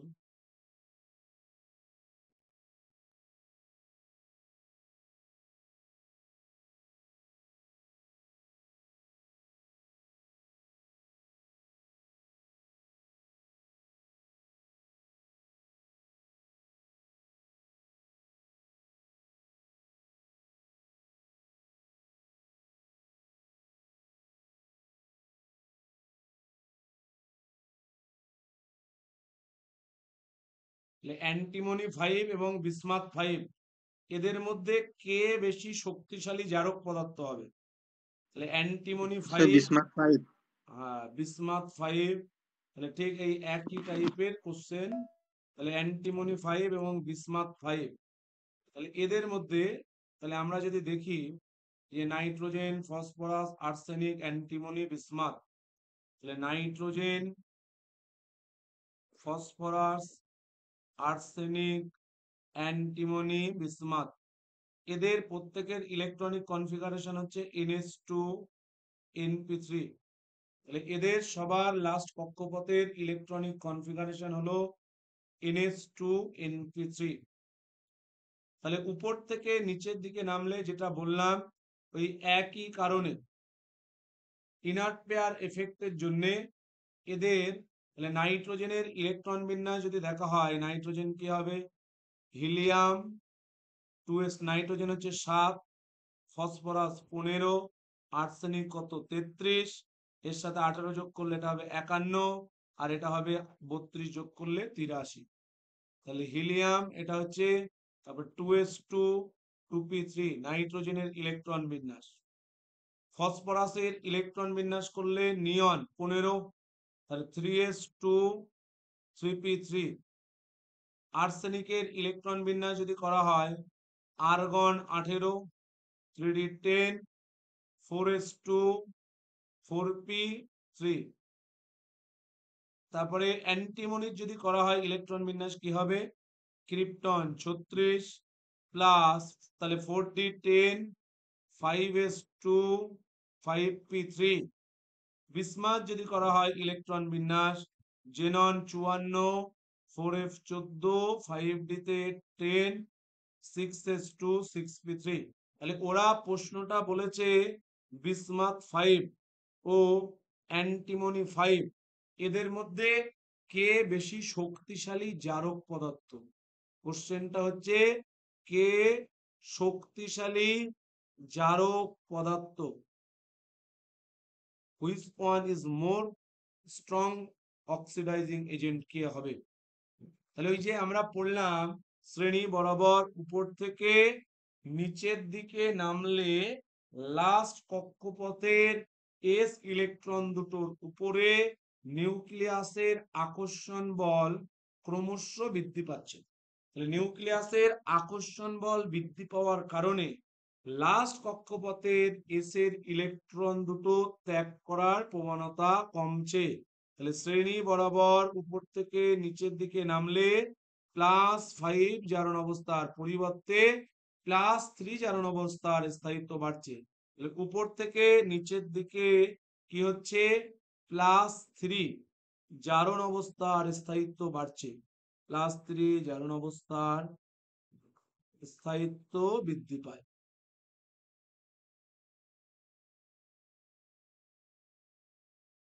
তাহলে যে যত নিচে তার +3 জারণ অবস্থার স্থায়িত্ব বেশি। তাহলে বিসমাথ 5 অপেক্ষা বিসমাথ 3 বেশি স্টেবল, বেশি সুস্থিত। তাই বিসমাথ 5 সহজে দুটো ইলেকট্রন গ্রহণ করে বিসমাথ 3 তে পরিবর্তিত হবে। তাহলে অ্যান্টিমনি 5 অপেক্ষা বিসমাথ 5 এর ইলেকট্রন গ্রহণ করার যে টেন্ডেন্সি বা প্রবণতা সেইটা কিন্তু বেশি। তাই অ্যান্টিমনি অপেক্ষা বিসমাথ 5 এর যে ইলেকট্রন নেওয়ার ক্ষমতা বেশি হওয়ার কারণে জারণ ধর্ম কিন্তু বেশি হবে। তাহলে এদের মধ্যে কে শক্তিশালী জারক পদার্থ হবে? বিসমাথ 5 শক্তিশালী জারক পদার্থ অ্যান্টিমনি এর তুলনায়। পরেরটা কোশ্চেন দিয়েছে যে গ্রুপ 15 মৌলগুলোর হাইড্রাইডের ক্ষারকীয়তার ক্রম। তাহলে এই যে NH3, nitrogen, phosphorus, arsenic, antimony, bismuth, তাহলে এদের যে হাইড্রাইড গুলোর ক্ষারকীয়তার ক্রম কি হবে? Nitrogen, phosphorus, arsenic, antimony, bismuth. তাহলে এদের এই যে গ্রুপ 15 মৌলগুলোর হাইড্রাইড যদি দেখি আমরা, তাহলে হাইড্রাইডের গঠনাকৃতি কেমন হবে? স্যার নাইট্রোজেনের গ্রুপে নিচ থেকে উপরে বাড়বে তো? ক্ষারকীয়তা উপর থেকে নিচে কমে হ্যাঁ, যাবে, নিচ থেকে নিচ সবচেয়ে থেকে বেশি হবে। উপরে, কমবে হ্যাঁ, কমবে। NH3 সবচেয়ে বেশি হবে। ঠিক ঠিক ঠিক। নিচ থেকে NH3, উপরের দিকে বাড়বে। হ্যাঁ, যে যত উপরে তার আর সাইজ তত ছোট হয়। তাহলে আমরা গ্রুপ 15 মৌলগুলোর ইলেকট্রন বিন্যাস দেখলে 2s2 2p3। তাহলে নাইট্রোজেনের 2s এ দুটো ইলেকট্রন আর 2p তে কটা ইলেকট্রন? 2p তে একটা একটা করে 3টে ইলেকট্রন রয়েছে। তাহলে বাইরের কক্ষে যতগুলো অযুগ্ম ইলেকট্রন থাকে ততগুলি সমযোজী বন্ধন তৈরি হয়। তাহলে এখানে নাইট্রোজেনের বাইরের কক্ষে 3টে করে ইলেকট্রন, সেই জন্য 3টে হাইড্রোজেনের সাথে সমযোজী বন্ধন করলো। তাহলে একটা s অরবিটাল, 3টে p অরবিটাল, এরা হচ্ছে সংকরায়নে অংশগ্রহণ করছে। তাহলে এইটাকে বলা হচ্ছে লোন পেয়ার। এই ইলেকট্রন জোটটা বন্ধনে অংশগ্রহণ করছে না। তাহলে আমরা যদি দেখি এদের হাইড্রাইডের গঠনাকৃতি এরকম হয়। তাহলে NH3টা এরকম হবে। PH3 ক্ষেত্রে কেমন হবে? মাথার উপরে একটা লোন পেয়ার, 3টে হাইড্রোজেনের সাথে 3টে বন্ধন থাকবে। তাহলে এইবারে আমাদের প্রশ্ন যেটা বলেছে ওরা, এদের ক্ষারকীয়তার ক্রম কি হবে হাইড্রাইড গুলো। তাহলে এই লোন পেয়ার দান করার প্রবণতা যার যত বেশি হবে তার ক্ষারকীয়তা তত বেশি হবে। লোন পেয়ার দান করার প্রবণতা যার যত বেশি, তাহলে ইলেকট্রন ঘনত্ব যার যত বেশি হবে তার লোন পেয়ার দান করার ক্ষমতাও তত বেশি হবে। তাহলে প্রত্যেকের তো একটা করে লোন পেয়ার, তাহলে যার আকারটা ছোট তার ইলেকট্রন ঘনত্ব বেশি, মানে লোন পেয়ার দান করার ক্ষমতা বেশি। তাহলে নাইট্রোজেনের থেকে ফসফরাসের আকার একটু বড়, ফসফরাসের থেকে আর্সেনিকের আকার আরো একটু বড় হবে, বিসমাথের আকার কি বলে, অ্যান্টিমনির আকার আরো বড়। তাহলে বিসমাথের আকারটা আরো বড় হচ্ছে। তাহলে উপর থেকে নিচের দিকে নামলে সেন্ট্রাল অ্যাটম বা কেন্দ্রীয় পরমাণুর আকার বৃদ্ধি পাওয়ার কারণে ইলেকট্রন ঘনত্ব কমে যাচ্ছে। তাহলে এই লোন পেয়ারটা বেশি জায়গা জুড়ে যদি অবস্থান করে তাহলে তখন তার সহজলভ্যতা কমে যায়। তাহলে নাইট্রোজেনের ক্ষেত্রে নাইট্রোজেন পরমাণুর আকার ছোট, সেই কারণে ইলেকট্রন ঘনত্ব বেশি, তাই নাইট্রোজেনের লোন পেয়ার দান করার ক্ষমতা বেশি হবে। তাহলে ক্ষারকীয়তার ক্রম কি হবে? সেই জন্য উপর থেকে নিচের দিকে ক্ষারকীয়তা কমবে। তাহলে ক্ষারকীয়তার ক্রম হবে NH3 সব থেকে বেশি, তারপরে হবে PH3, তারপরে আর্সেনিক ASH3, অ্যান্টিমনি, তারপরে হবে বিসমাথ। আচ্ছা, এরপরে এই গ্রুপ 15 হাইড্রাইড গুলোর যদি স্ফুটনাঙ্কের ক্রম দেয় কি হবে, বা বন্ধন কোণের ক্রম যদি দেয় কি হবে, বা এদের যদি বলে বিজারণ ধর্মের প্রকৃতি কেমন হবে, তাহলে এই টাইপের প্রশ্ন এখান থেকে দিতে পারে। তাহলে আমরা এরপরে তাহলে গ্রুপ 15 মৌল যেগুলো রয়েছে, তাহলে এদের যে হাইড্রাইড গুলোর বন্ধন কোণ কি হবে, তাহলে বন্ধন কোণ NH3 সব থেকে বেশি হবে। বন্ধন কোণ কেন বেশি হয়, তার কারণ আর্সেনিক, অ্যান্টিমনি, বিসমাথ, তাহলে এটা হচ্ছে বন্ধন কোণের বন্ধন কোণ।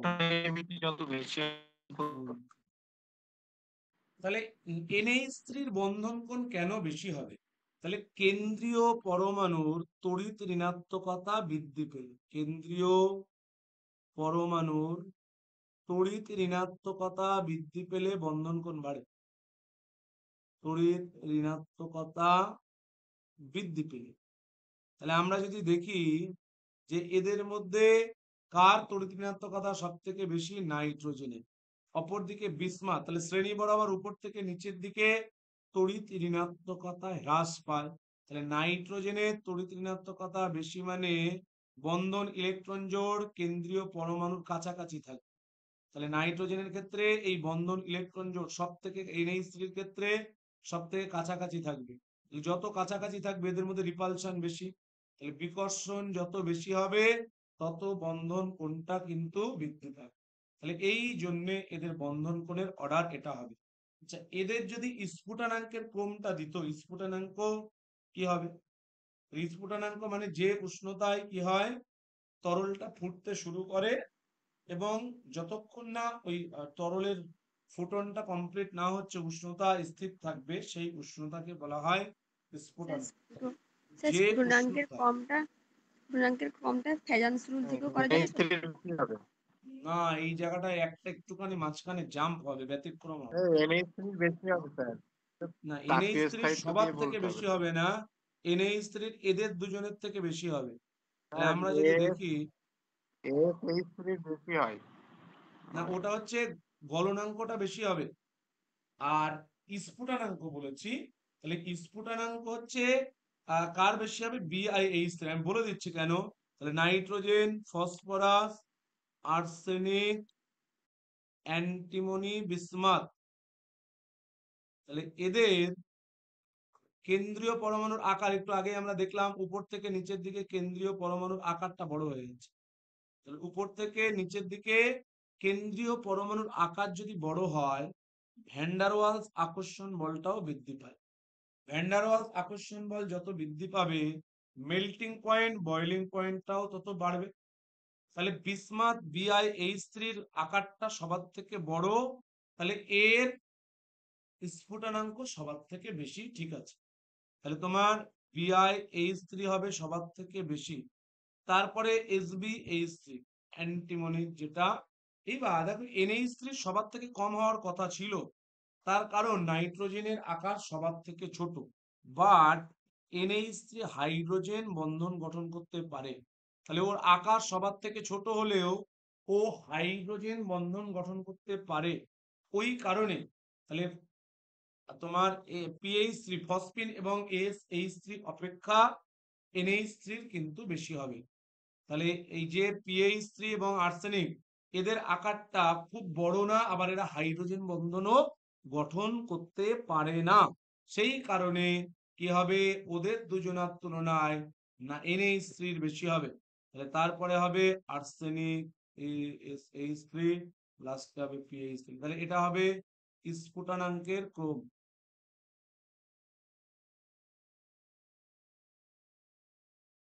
এদের বিজারণ ক্ষমতার ক্রম কি হবে, এদের বিজারণ ক্ষমতার ক্রম তাহলে তো এদের উপর থেকে নিচের দিকে বাড়বে তো। ঠিক উপর থেকে নিচের দিকে কি হবে? বাড়বে। কেন বাড়বে? তার কারণ কেন্দ্রীয় পরমাণুর আকার বাড়ছে মানে বন্ধন দৈর্ঘ্য বাড়ছে। বন্ধন দৈর্ঘ্য যত বৃদ্ধি পাবে বন্ধন শক্তিটা তত কমে যাবে। তাহলে বন্ধন শক্তি যত কমবে তত বন্ধনটা সহজে বিয়োজিত হবে, ভাঙবে। তাহলে যত সহজে বন্ধন ভাঙবে হাইড্রোজেন ত্যাগ করাটা তত সহজ হবে। তাহলে বিজারণ ক্ষমতার ক্রম কিন্তু উল্টো হবে।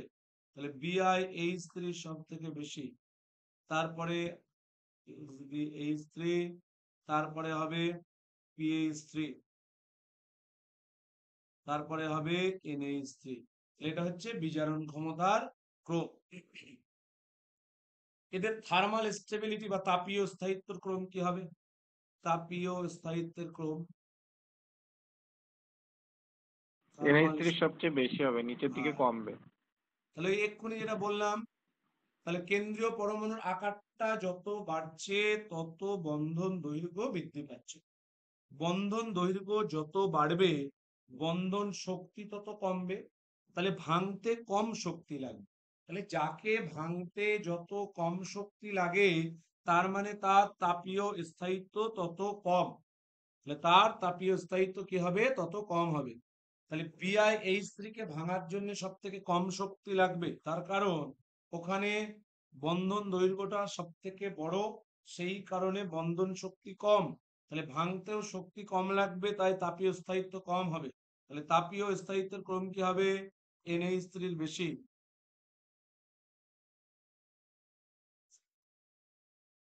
অ্যান্টিমনি আর হচ্ছে বিসমাথ। তাহলে তাপীয় স্থায়িত্বের ক্রম এটা হবে। তাহলে আমাদের মোটামুটি হাইড্রাইড থেকে যেগুলো দিতে পারে সেগুলো বললাম। আচ্ছা, P4O10 এ কতগুলো POP বন্ধন থাকবে? P4O10 এই যৌগটায় কয়টি POP বন্ধন উপস্থিত?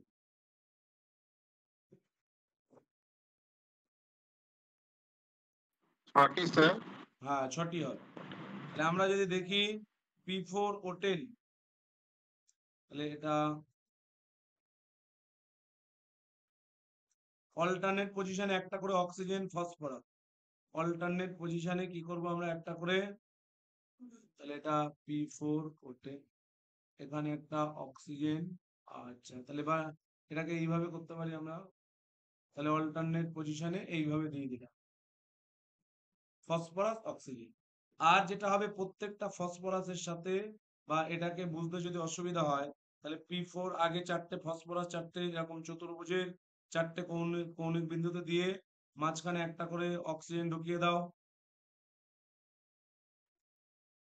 হলো।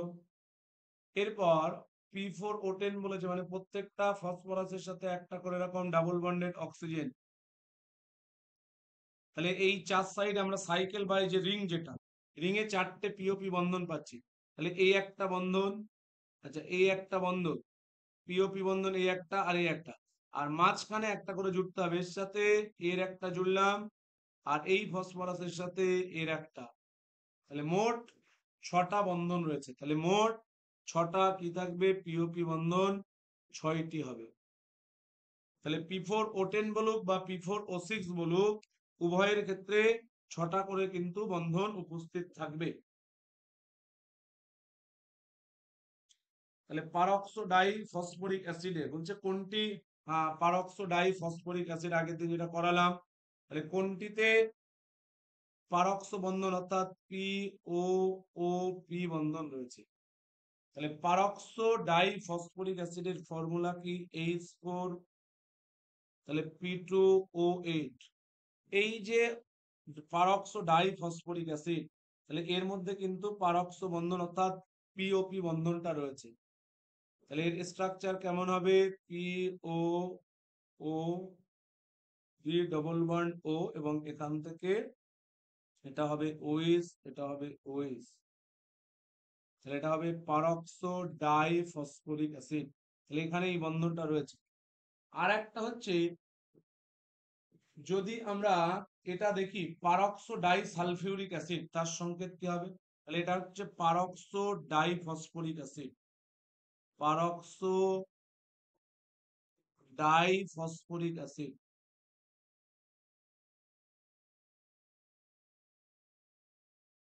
পারক্সো die phosphoric acid, পারক্সো die sulphuric acid করবো আমরা এবার। পারক্সো ডাই সালফিউরিক অ্যাসিড,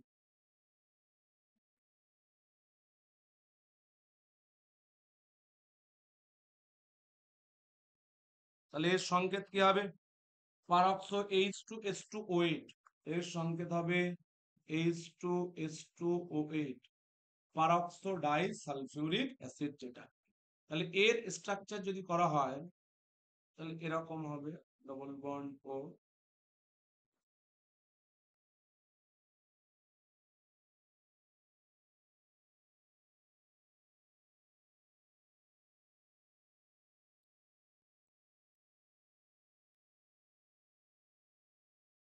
তাহলে এখানে এই যে, তাহলে এটা হবে H2S2O8। তাহলে এখানেও কিন্তু এরকম সিমিলার টাইপের বন্ড রয়েছে, এখানে ফসফরাস ছিল, এখানে তার পরিবর্তে তোমার সালফার উপস্থিত রয়েছে। তাহলে এখানে যেহেতু হাইড্রোজেন 4টে ছিল, তাহলে পারক্সো die phosphoric অ্যাসিডে hydrogen 4টে, পারক্সো die sulphuric অ্যাসিডে hydrogen কিন্তু 2টো থাকবে। তাহলে সেই জন্য এখানে হাইড্রোজেন একটা একটা করে কমে গেল, ডাবল বন্ড হয়ে গেল।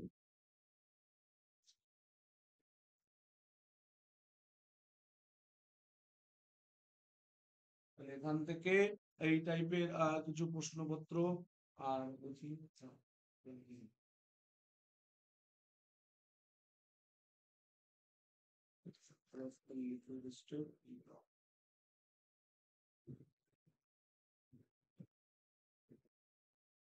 বলেছে কোন অক্সাইডটি সর্বাধিক আম্লিক।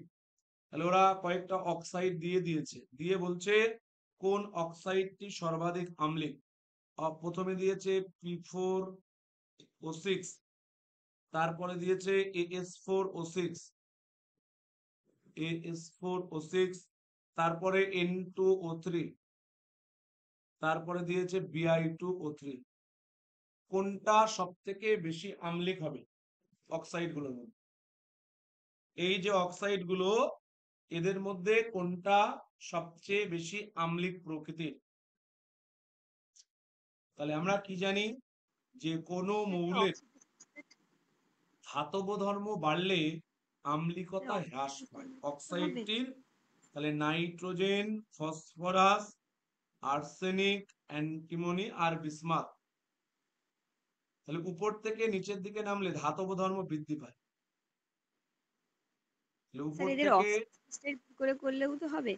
হ্যাঁ, এদের অক্সিডেশন স্টেটটা বের করলে বোঝা যাবে কার কত অক্সিডেশন স্টেট তো ইলেকট্রন সবারই সমান, অক্সিডেশন স্টেট তো সবারই ইকুয়াল, +3 করে। তাহলে এখানে যখন অক্সিডেশন স্টেট আলাদা হয় তখন অক্সিডেশন স্টেট দিয়ে ব্যাখ্যা করা যায়। এক্ষেত্রে আমাদের যেটা করতে হবে, এরা একই শ্রেণীতে অবস্থান করছে, 15 নম্বর শ্রেণীতে এরা অবস্থান করছে, NH2 NP3। তাহলে এদের ক্ষেত্রে যেটা হবে আম্লিকতা বা ক্ষারকীয়তা কিভাবে আমরা বলবো? তাহলে একই শ্রেণীতে অবস্থানকারী মৌলগুলোর ক্ষেত্রে উপর থেকে নিচের দিকে নামলে পরমাণুর আকারটা বড় হয়ে যায়। আকারটা যত বড় হবে, এরকম আস্তে আস্তে আকার যত বড় হবে, ইলেকট্রন ত্যাগ করার প্রবণতা বৃদ্ধি পাবে। ইলেকট্রন ত্যাগ করার প্রবণতা বাড়ছে মানে ধাতব ধর্ম বাড়ছে। তাহলে উপর থেকে নিচের দিকে কি হচ্ছে? ধাতব ধর্ম বাড়ছে, পরমাণুর আকার বৃদ্ধি পাচ্ছে, ধাতব ধর্ম বৃদ্ধি। তাহলে ধাতব ধর্ম যত বৃদ্ধি পাবে তত মৌলের অক্সাইডের ক্ষারকীয়তা বৃদ্ধি পাবে। তাহলে মৌলের অক্সাইডের ক্ষারকীয়তা, মৌলের অক্সাইডের ক্ষারকীয়তা বাড়বে, তাহলে আম্লিকতা কমবে। ক্ষারকীয়তা বাড়ছে মানে ক্ষারকীয়তা বৃদ্ধি, তাহলে আম্লিকতা হ্রাস। তাহলে উপর থেকে নিচের দিকে আম্লিকতা হ্রাস পাবে। তাহলে কোনটা, নাইট্রোজেন সবার উপরে আছে, তাহলে কোনটা বেশি আম্লিক হবে? তাহলে এটা হবে N2O3। হ্যাঁ, তাহলে এই যে N2O3 সবার উপরে, তাহলে এটা হবে বেশি আম্লিক প্রকৃতির। তারপরে কোশ্চেন দিয়েছে প্রদত্ত কোন যৌগটির অস্তিত্ব নেই, দিয়েছে NF5, এইটার PF5। অস্তিত্ব নেই স্যার। হ্যাঁ ফাইভই হবে স্যার, তাহলে সবাই মোটামুটি এটা জানে। তাহলে এদের মধ্যে যেহেতু নাইট্রোজেন দ্বিতীয় পর্যায়ের মৌল, তাহলে নাইট্রোজেনের আনপেয়ার্ড ইলেকট্রন তিনটের বেশি হওয়া সম্ভব না। নাইট্রোজেনের টুপিতে একটা একটা করে তিনটে অযুগ্ম ইলেকট্রন রয়েছে। তাহলে এর থেকে বেশি সংখ্যক বাইরের কক্ষে যতগুলো অযুগ্ম ইলেকট্রন থাকে ততগুলো করেই সমযোজী বন্ধন করা সম্ভব, তার চাইতে বেশি হবে না। তাহলে নাইট্রোজেনের ম্যাক্সিমাম আনপেয়ার্ড ইলেকট্রন তিনটে, তাহলে ও তিনটে ফ্লোরিনের সাথে বা তিনটে ক্লোরিন বা তিনটে হাইড্রোজেনের সাথে ম্যাক্সিমাম ও ছটা তিনটে সমযোজী বন্ধন গঠন করতে পারে।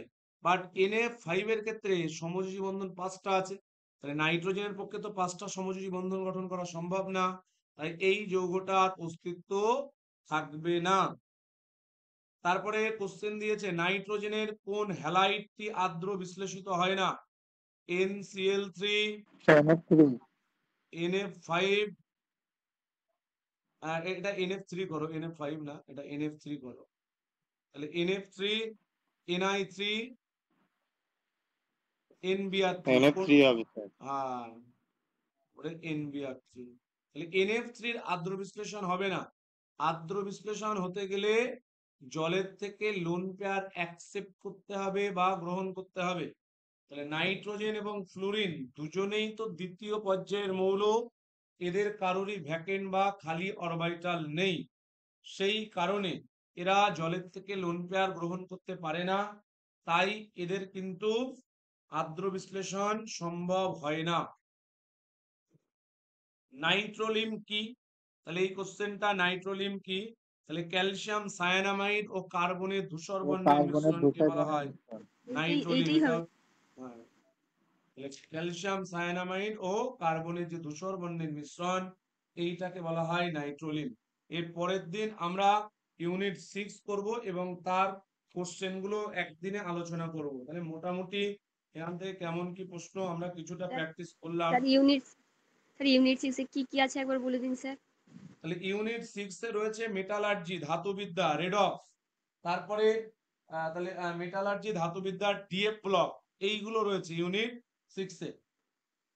স্যার মেটালার্জিটা কোথা থেকে পড়বো, 10 এর বই থেকে? মেটালার্জি না, 10 এর বই পড়লে তো হবে না, ক্লাস 12 এর বই পড়তে হবে।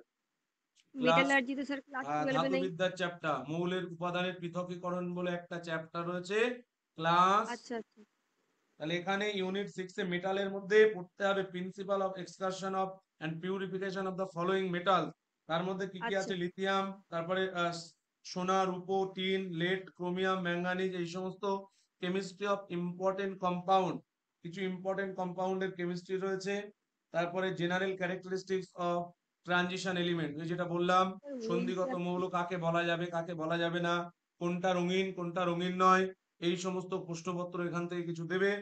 তারপরে যেটা রয়েছে পার্ট বি তে হচ্ছে রিডক্স রিঅ্যাকশন, রিডক্স তো হয়ে গেছে এটা, তাহলে পরের দিন রিডক্সটা হয়ে গেছে। থিওরি প্লাস কোশ্চেন একসঙ্গে হয়ে যাবে, ঠিক আছে? স্যার তাহলে পরের দিন তাহলে আপনি আপনি কবে বললেন ক্লাস যে নেবেন স্যার? মেটালার্জিটা শুধু, তাহলে মেটালার্জি।